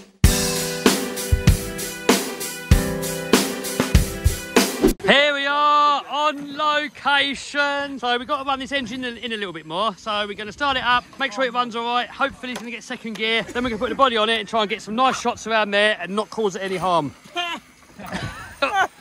We are not harming this body. It's not run for so long, that's probably gunked up all the carb, isn't it? So we're waiting for the bubbles here to go and for the carb to suck in fuel. This thing's not been running for so long, maybe we've gunked up all the carb, so we keep tugging it. That's what she said. It spits at you. Okay, so once it starts spitting out of there, then it should hopefully go. What you got to do, Craig? Keep tugging it until it spits. Oh, okay. Oh, there we go, it's going through now, look. There we go, blockage. Harder, Kev. Right, is it going to start? That is the question. Of course it will. Oh, getting hot. Kev means business. He's stripping down. Anyway, I've got a glow plug spanner. So we could be flooded or we could have nothing in there. So we're going to get the plug out, make sure that it glows, make sure there's fuel in there, make sure it's not flooded, then hopefully it's going to work. Hey, cheers, dude. The nitros are a pain in the butt. See, I'm here messing about with it, and these lot, look, they're all playing. But when it works, it's all worth it. Come on, Smash, see if you can flatten the battery before Kev gets it started. Yeah. So we've got the glow plug. Hopefully we've got glow. Yep. There you go, we've got glowage. Yes! So I've got to drive it around a little bit, warm up the engine, mess about with the tuning. I don't know what I'm doing when it comes to tuning, but I'm going to give it a go. Make sure the 2-speed transmission works, body on, and go have some fun.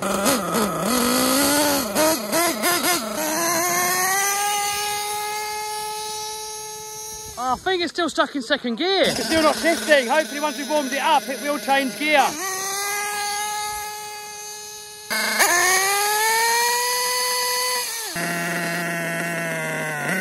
So here I am attempting to tune it. I think I've definitely stuck in second gear. So I think it has a little bit lean on the bottom end. When it idles for a while and then you floor it, it's supposed to bog. Probably still a bit lean. I think the idea is you clear it out and then you let it idle for about 10 seconds and it's supposed to bog a little bit.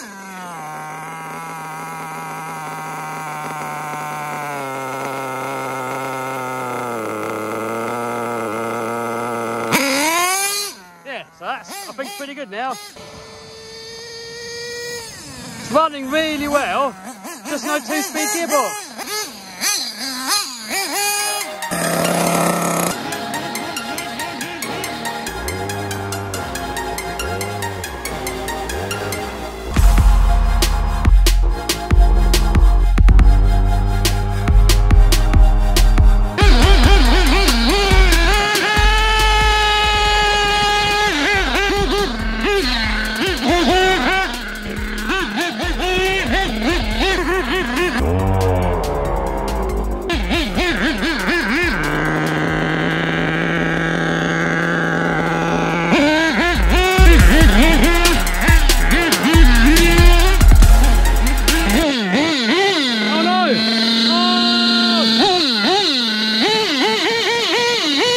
We've got a brand new spur gear. This one here is heavy duty steel, and I've got a brand new clutch for the transmission. Let's get it in there. And then take it out for another rip. In this video, I've got to see this truck working how it's supposed to. In this video, we're not going to give up.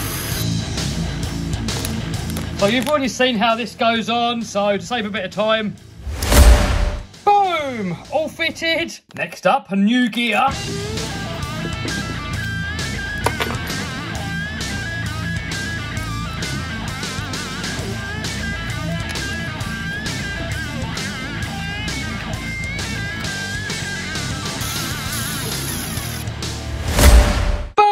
Boom! There we go, back in action. Hopefully this time it's going to be reliable. Let's go, Rip. Here we are on location. Please change gear, please work, just please. So full throttle, finger on the exhaust pipe, pull it until we see fuel going in. Hopefully it's going to work. Whoa.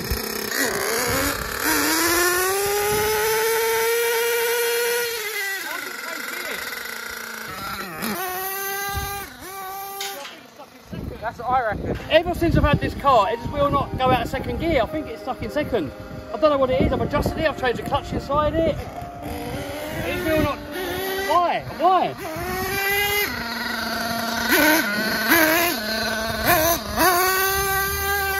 So we look in there. We've got the adjuster. So because it's stuck in second gear, in my mind, we needed to shift later, isn't it? Yeah, it should be. So see what happens, I suppose. Oh, hey! I'll take a little bit more. Oh, we got gears!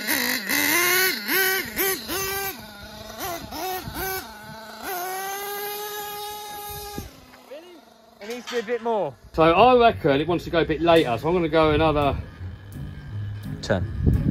Right, another turn like that. Please work. Well, at least we got something now, which is better than before, which was like nothing.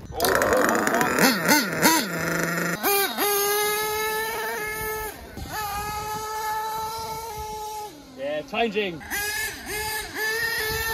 Changed there. I'm sure some of you engine tuning experts will tell me otherwise, but for me, it's going right. Got more noise coming. The car's running lovely.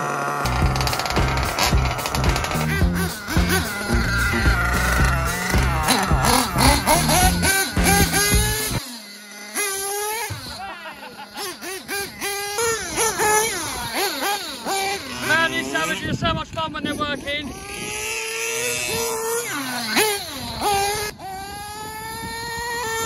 Second gear, yes! You gotta get yourself a Savage, dude. That jumps so well. They're so fun to drive, something about them.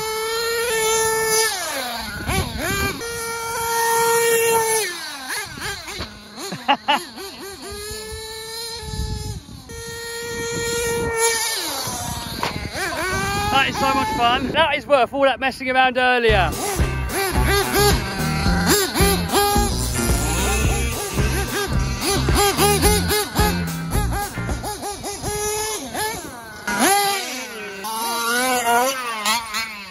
Ready, steady, go! Ah, you win. Only by a little bit though.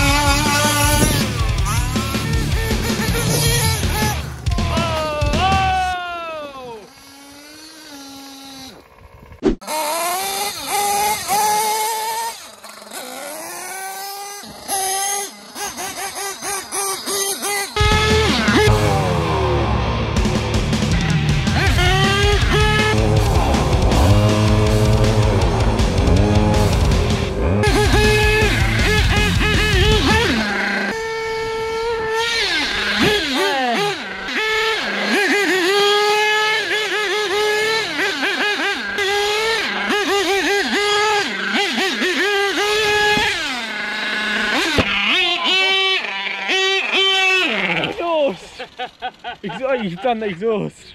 Oh, I'll run it like that. That sounds so much better. I think it's broke the exhaust. Snap the exhaust. Oh. Oh. That's plastic exhaust? Yeah. What stupid junk's that? Right, we're on. Back in action. Oh, it's game over. Look, that nipple is supposed to go on the exhaust. It's snapped off. So we're going to get a metal exhaust for it. It's definitely running good now, though. And we'll take it out again in another video. No, it'll run lean. No. No.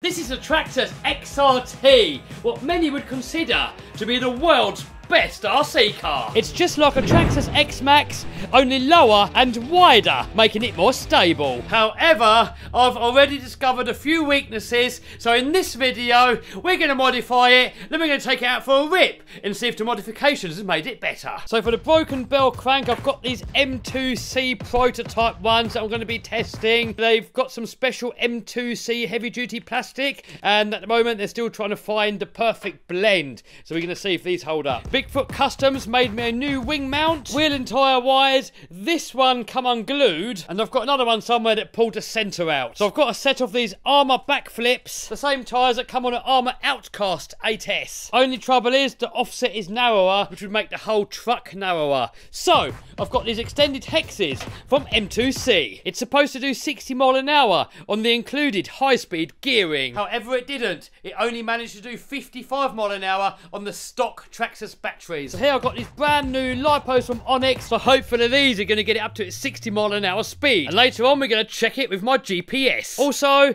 got a few more upgrades. So more on that later, but for now, let's get wrenching. So let's start off with fixing the wing mount. I've got this Bigfoot custom 3D printed one that appears to be a lot more flexible. I've seen the stock screws pull out the 3D printed mounts, so my buddy John gave me these longer ones. Next up, we need to get to the bell cranks, and I've got no idea how you're supposed to get to them, so I'm just going to start whipping out some screws and hope for the best.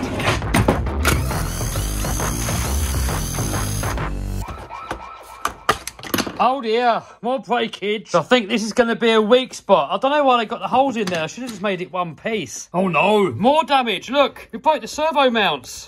What? It must have come really down hard on this point.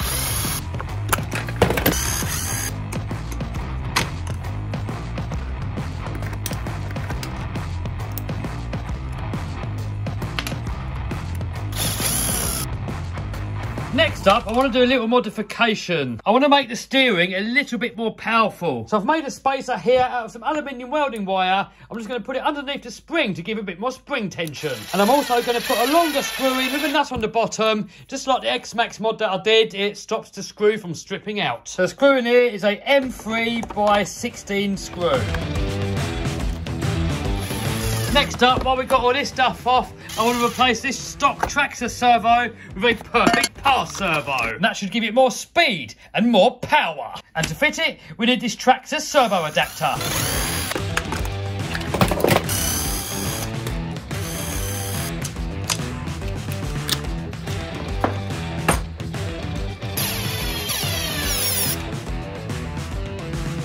So to get this servo to fit, we need to chop a little bit out of the chassis. Look at that professional job. It fits in now, however, the servo horn is now too long. Look, it's going to hit on that centre drive shaft. I've got an idea. Boom!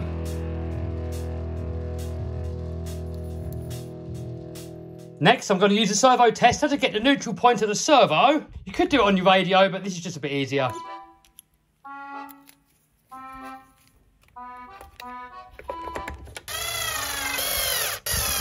Next, I would put on a new cover, but the UK doesn't have any, so for now, the old one will have to do.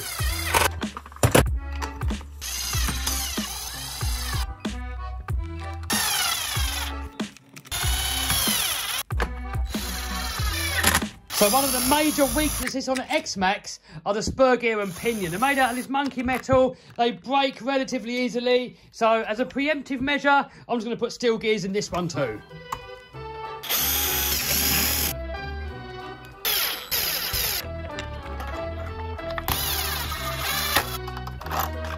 Next X-Max weakness are these diff cups. They have a habit that over time they crack, then break in half. So M2C and other companies as well make these little diff sleeves. You slide over the top, a little bit of Loctite, and boom, problem solved. And now, before we put the stock pins back in, X-Max has a slight problem. So the standard pin goes through like that. If you was to crash and hit the wheel, often what happens, you rip this part here, the wishbone, off. So, M2C make these. Let me put it on, I'll explain.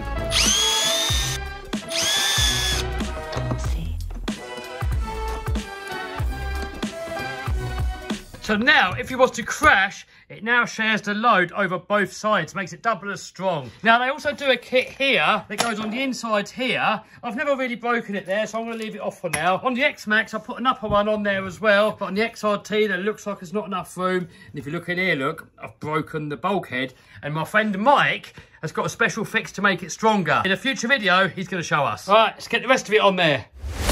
Boom! There we go, all on there. So next I've got to fit these extended hexes. However, I want to do a speed run again on the stock tyres. So we're going to leave it as it is for now. We're going to glue up these wheels, get them back into action, new tyres, and then go bash. Bye-bye Traxxas warranty.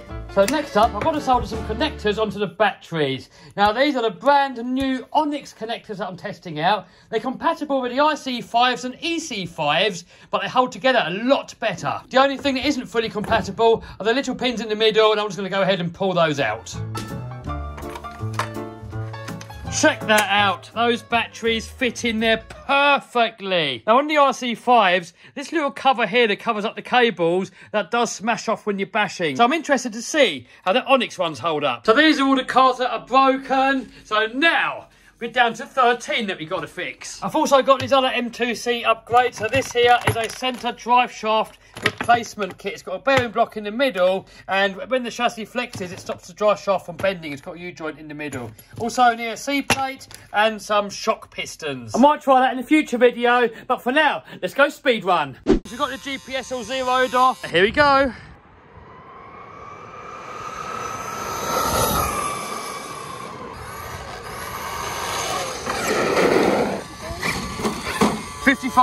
So next, different tyres. These tyres have got a bit of balloonage going on. They're probably going to be better for bashing. So these tyres have a slightly less offset. So if we was to put them on, they would sit about there. So we've got this M2C extended hub thingy jig kit.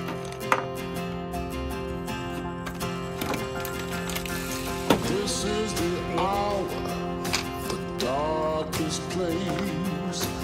Dante's Inferno, the devil's maze. Really quick way for the rest of them. Boom! Just like that, all fitted, GPS zeroed off. Let's see how fast it goes.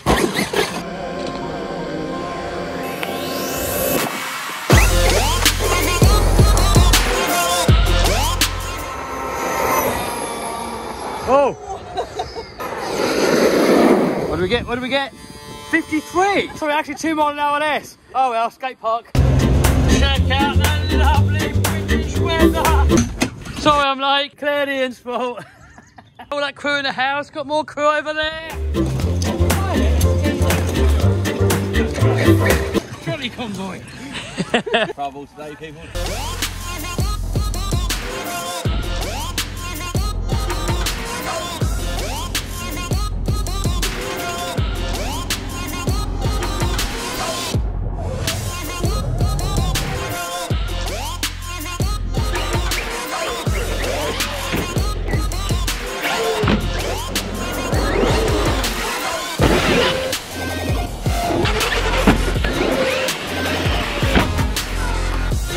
Ian's got his savage.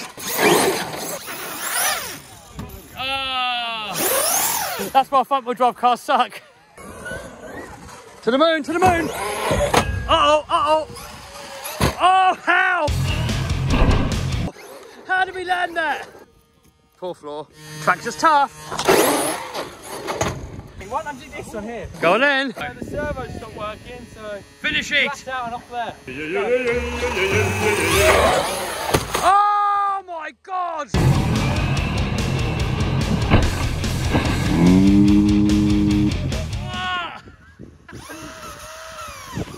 alive. I thought I should have broken it off. Oh again! Oh no! Oh no! And we landed it! How did that land? Right, let's try it again. Let's actually do it this time. There we go, to the moon. Nice. Loves it.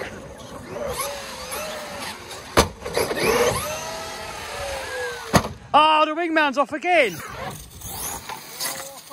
Oh! Oh, look. 3D printed wing mount, it snapped as well. I think RPM are going to have to make a wing mount for these. Game over. What are you doing, Max? I'm going to go flat out underneath that barrier. Okay.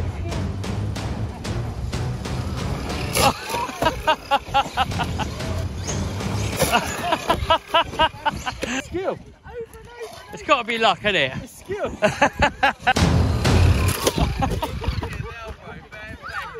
Can you do that one? I'm not doing that one. Will it fit? Go on, fly out, dare ya? I dare ya. Oh, I can't.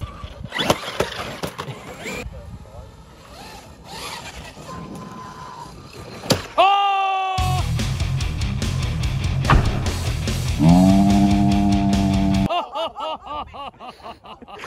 That car was in front of me.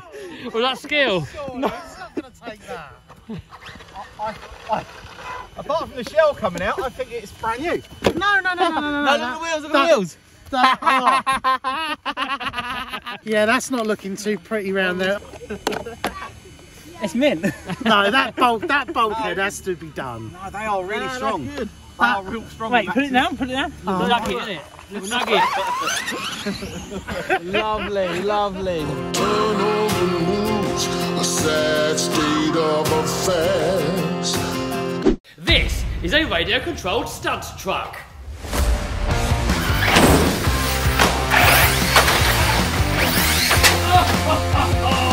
And I want to make it better.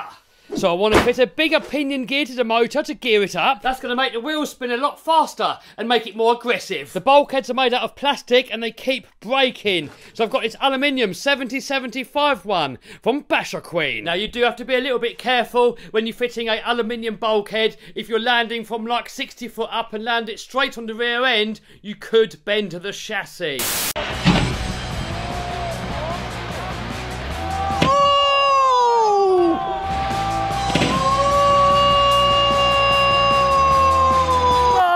What have you done? What happened? I thought you could drive. Oh, it exploded. Oh! Oh, that was savage. What do you make of it, Martin? It lost power in the air. And look at that, completely bent and destroyed a hot racing bulkhead. Hopefully that won't happen to this. We've got a custom RC upgrade, top chassis brace, all this M2C stuff to tie it all together. Hopefully, with the Basher Queen bulkhead and all these other upgrades, nothing's gonna bend. Another problem with the hot racing one is when you cover up this cap, you do crush the bearings, making it all jam up. Look at the quality of this. Bigger input bearing as well for more durability. Made in USA. So let's get it all on there and take it out for a rip.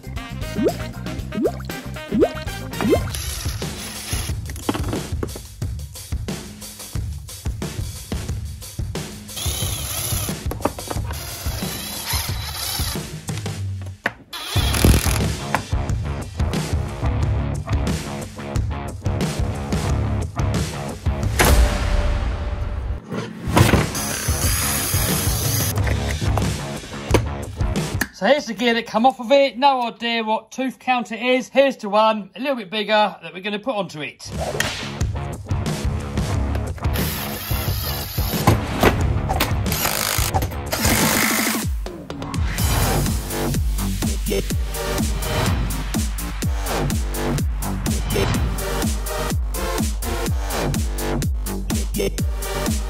Next up, I've got some of these Onyx LiPos that appear to be giving loads of power.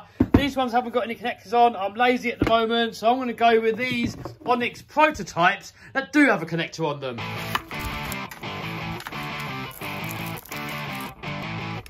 Look at that, they fit in there perfectly. So let's see what it can do.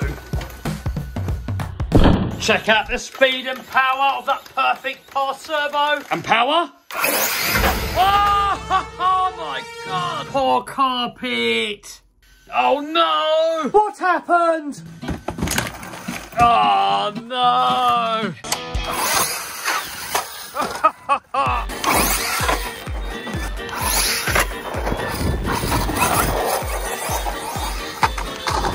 So Max has got a fire team. So what you got in this one? I've got a Mamba Monster X combo in there. Monster Mamba X. Hobby wings censored.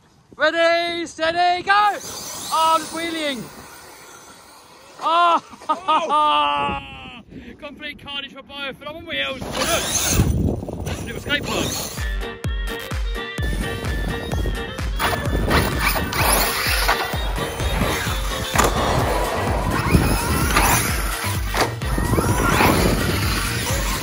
The double. Whoa, how many was that? Oh, headshot. Hey, fire team to the moon. Hey. Let's see how fast the Taurus can go. Winding up slowly. Whoa, I can't even use the ball. That's like half power.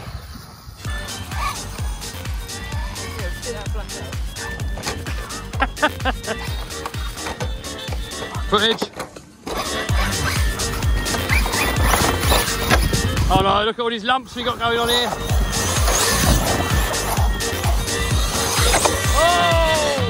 To the moon!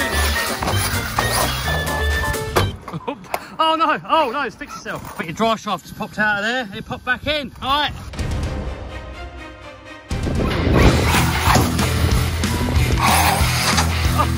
Ready, steady, go. Ah.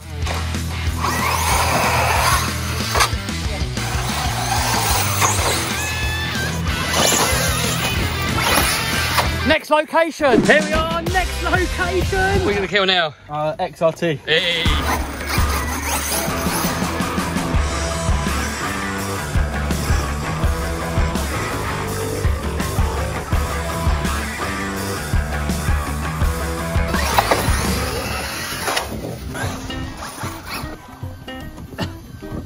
It can randomly go absolutely anywhere. Ready? I can get it in. Yeah, I'll go in. I'll go. Where'd you in? Go on.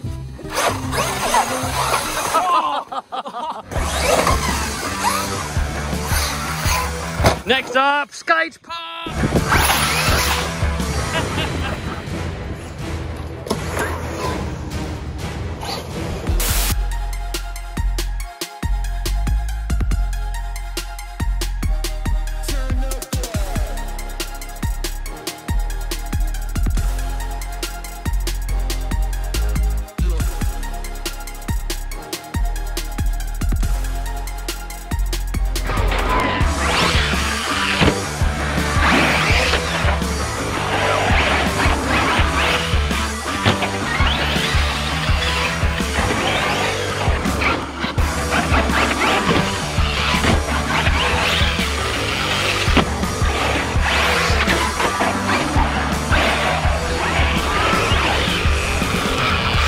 So a lot of people, they ask me, how can you control the car when it's in the air? If the car's nose diving in the air like this, you give it some acceleration, it levels out. If you're in the air and it's like this, you tap the brakes, it comes down. Watch. Brakes, acceleration. See a little blip of acceleration there, leveled it out. So under here, look, we have a custom RC upgrade titanium skid plate. What that does, when it hits the floor, sparks. So I want to try a front flip. So what you do, you hit the brakes and that should rotate the car all the way around. It can go wonky though, it's quite difficult. Let's see what happens. No, oh, nearly nice. And it's cut out. So I'm having problems with this at the minute, that these connectors keep coming unplugged, but I've got these new Onyx ones I've been testing. They're a lot tighter, so in the future video we're going to upgrade to those ones. I'm not seeing any damage anywhere. Bulkheads are holding up perfectly, chassis perfectly straight, all the plastics are looking good. Oh, Max, got a challenge. From there, flat out, and that.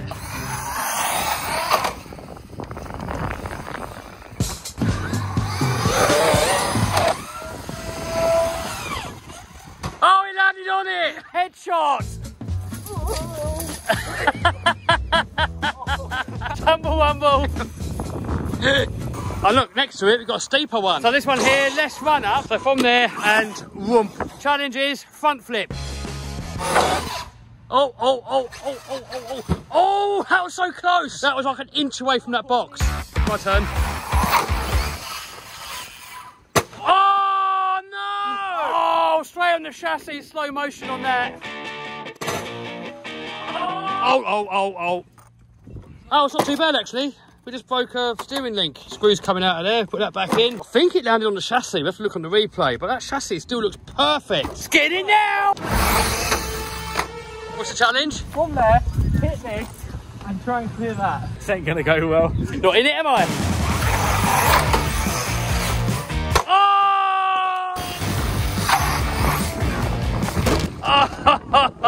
No, I don't want to kill it. We're going to take it home. XRT time. Oh, oh, oh, oh, oh.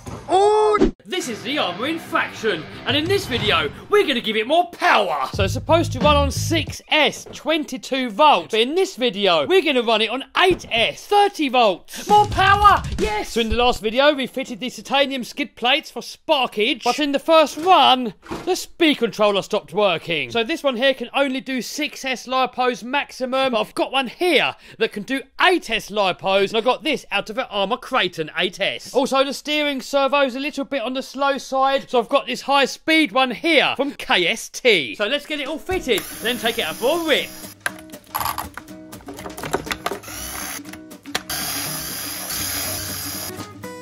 So here's the old speed controller and here is the new one. Look at that, it's already got screw holes on the chassis that line up.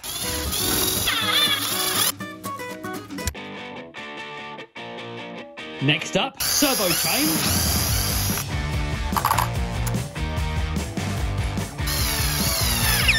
Here I've got some speed controller extension cables that I made in a previous project. Next, we've got to turn it on to see if it works and centre up the servo so we can attach the servo horn.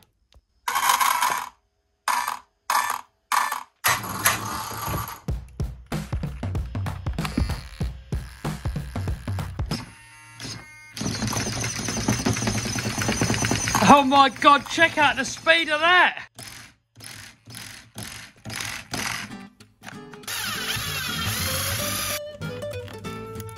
Now, of course, you could fit a Hobbywing Max 6 instead. Very similar ESC. I'm pretty convinced it's actually a Max 6 inside of here. And the Spectrum speed controller almost looks like it's made to fit in there perfectly. Shut up. Now, I think we blew the original speed controller up because I had the high-speed gearing on it and I was bashing it. So, I'm going to gear it back down to the bashing gearing. So, if you want to bash it around the car park, we can run it on 6S. And then if you want to go crazy fast, we can run it on 8S.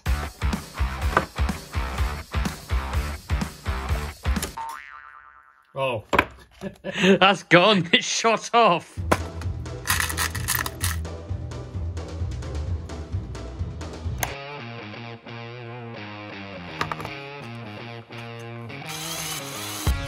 So let's get the batteries in, take it out for a quick speed run, and then take it out for a bash and see what this thing can do.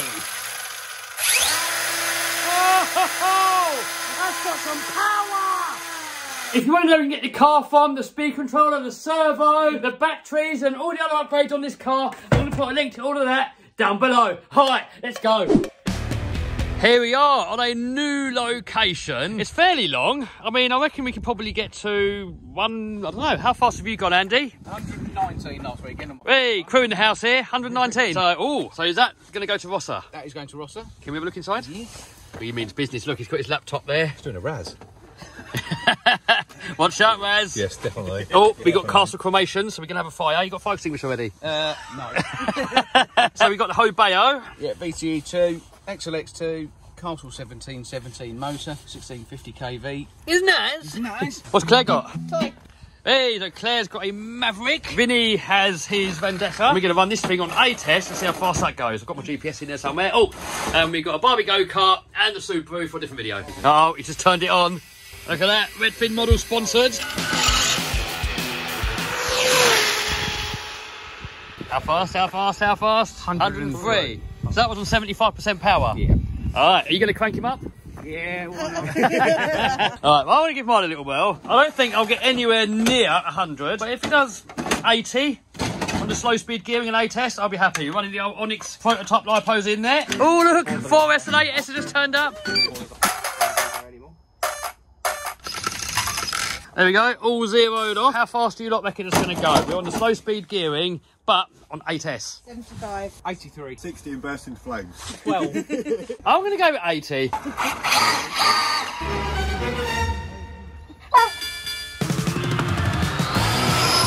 We've got sparkage.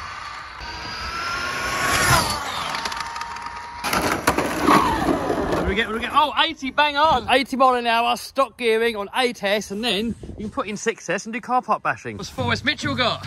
A Hobeo Hyper 7. 8S got any toys? Oh, Subaru. Where's the one that Max broke? That's on the back. Oh, I got it all repaired again. Yeah, it's all repaired. Well,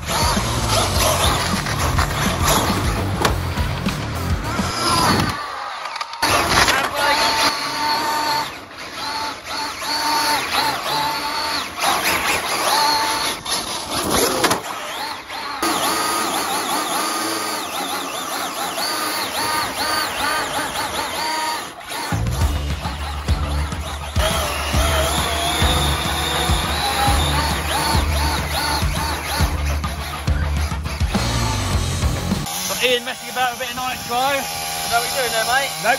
Nope. Right. When nitros work, great fun. Then you got to mess around. Not so much fun. Too rich, too lean. Put it in the comments. Here we got Stephen's weapon. So this is a ZD Racing with a Skyline body on it. Oh look, and it's boy raced it up as well. ZD. What speed was it? 68 mile an hour again. I reckon 8S has got 80 in it, I reckon. Here comes 4S Mitchell. Oh! So this is Vinny's Vendetta. So you're running this on 3S? Yeah, 6S was too much for it, wasn't it? Yeah, we did try it on 6S and it kind of exploded. Yeah. Go on then, another rip. This thing's been on the skate park and been to the moon. Is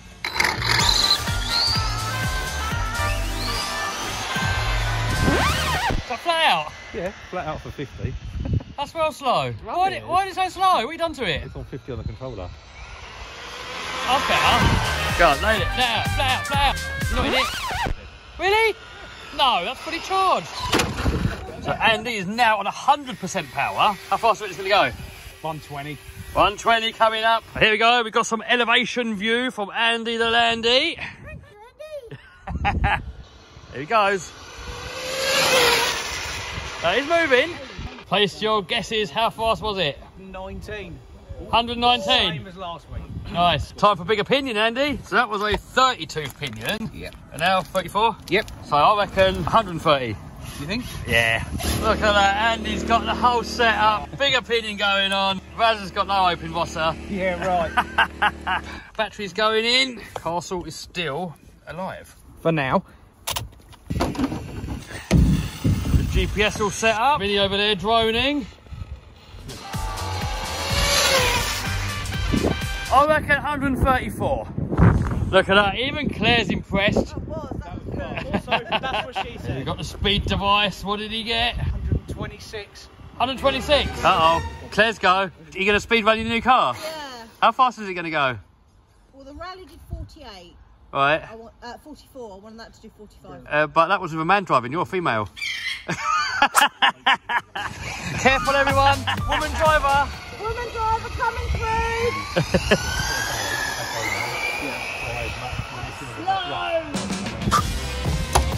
Here we are. Next location, it's dark. So hopefully we're going to be able to see all the sparkage coming off of all these titanium skid plate thingamajigs. If you want to know where we can get all this stuff from, the car, all the upgrades, link to all of that down below. Right, let's rip. Now, Ian's got the GRP tyres on this one. They seem to last forever, don't they? Yeah. I think I might have to get some.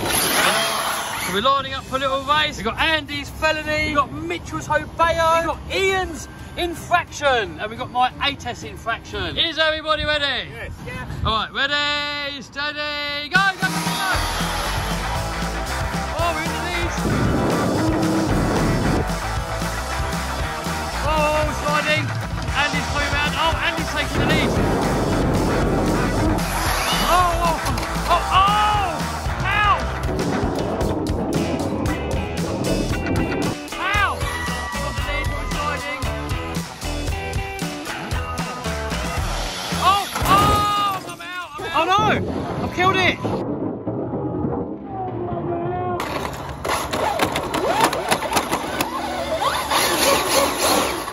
You broke that Oh, off. Oh, how's it gone like that?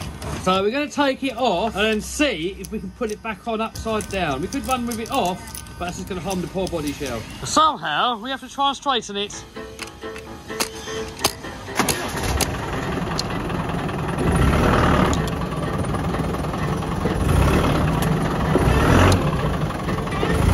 Look at that! Look! I didn't think that would work. That's impressive. Well done, Andy. Thanks, Andy. Boom! There we go, back in action.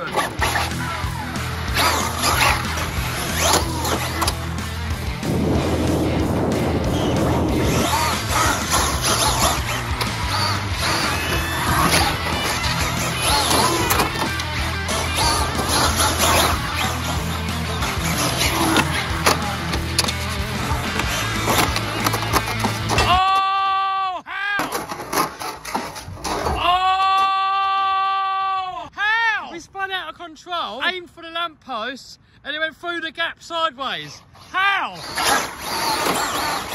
Uh-oh. Oh, that splitter come off again. Oh, it was folded. This is, I've never had that happen before. For some reason now it's happening all the time. I think this car park's getting worse. Look at the state of that. It's not even that old. Car park is sinking. Give us a high five if you made it all the way to the end down in the comments. Now, this is only part one. There's going to be 2 parts to this video. The second part's going to be in the new year when there's still going to be some other footage to add onto it. Right, hope you enjoyed the show. And if you click on one of these videos here, then I'll see you over there in a minute.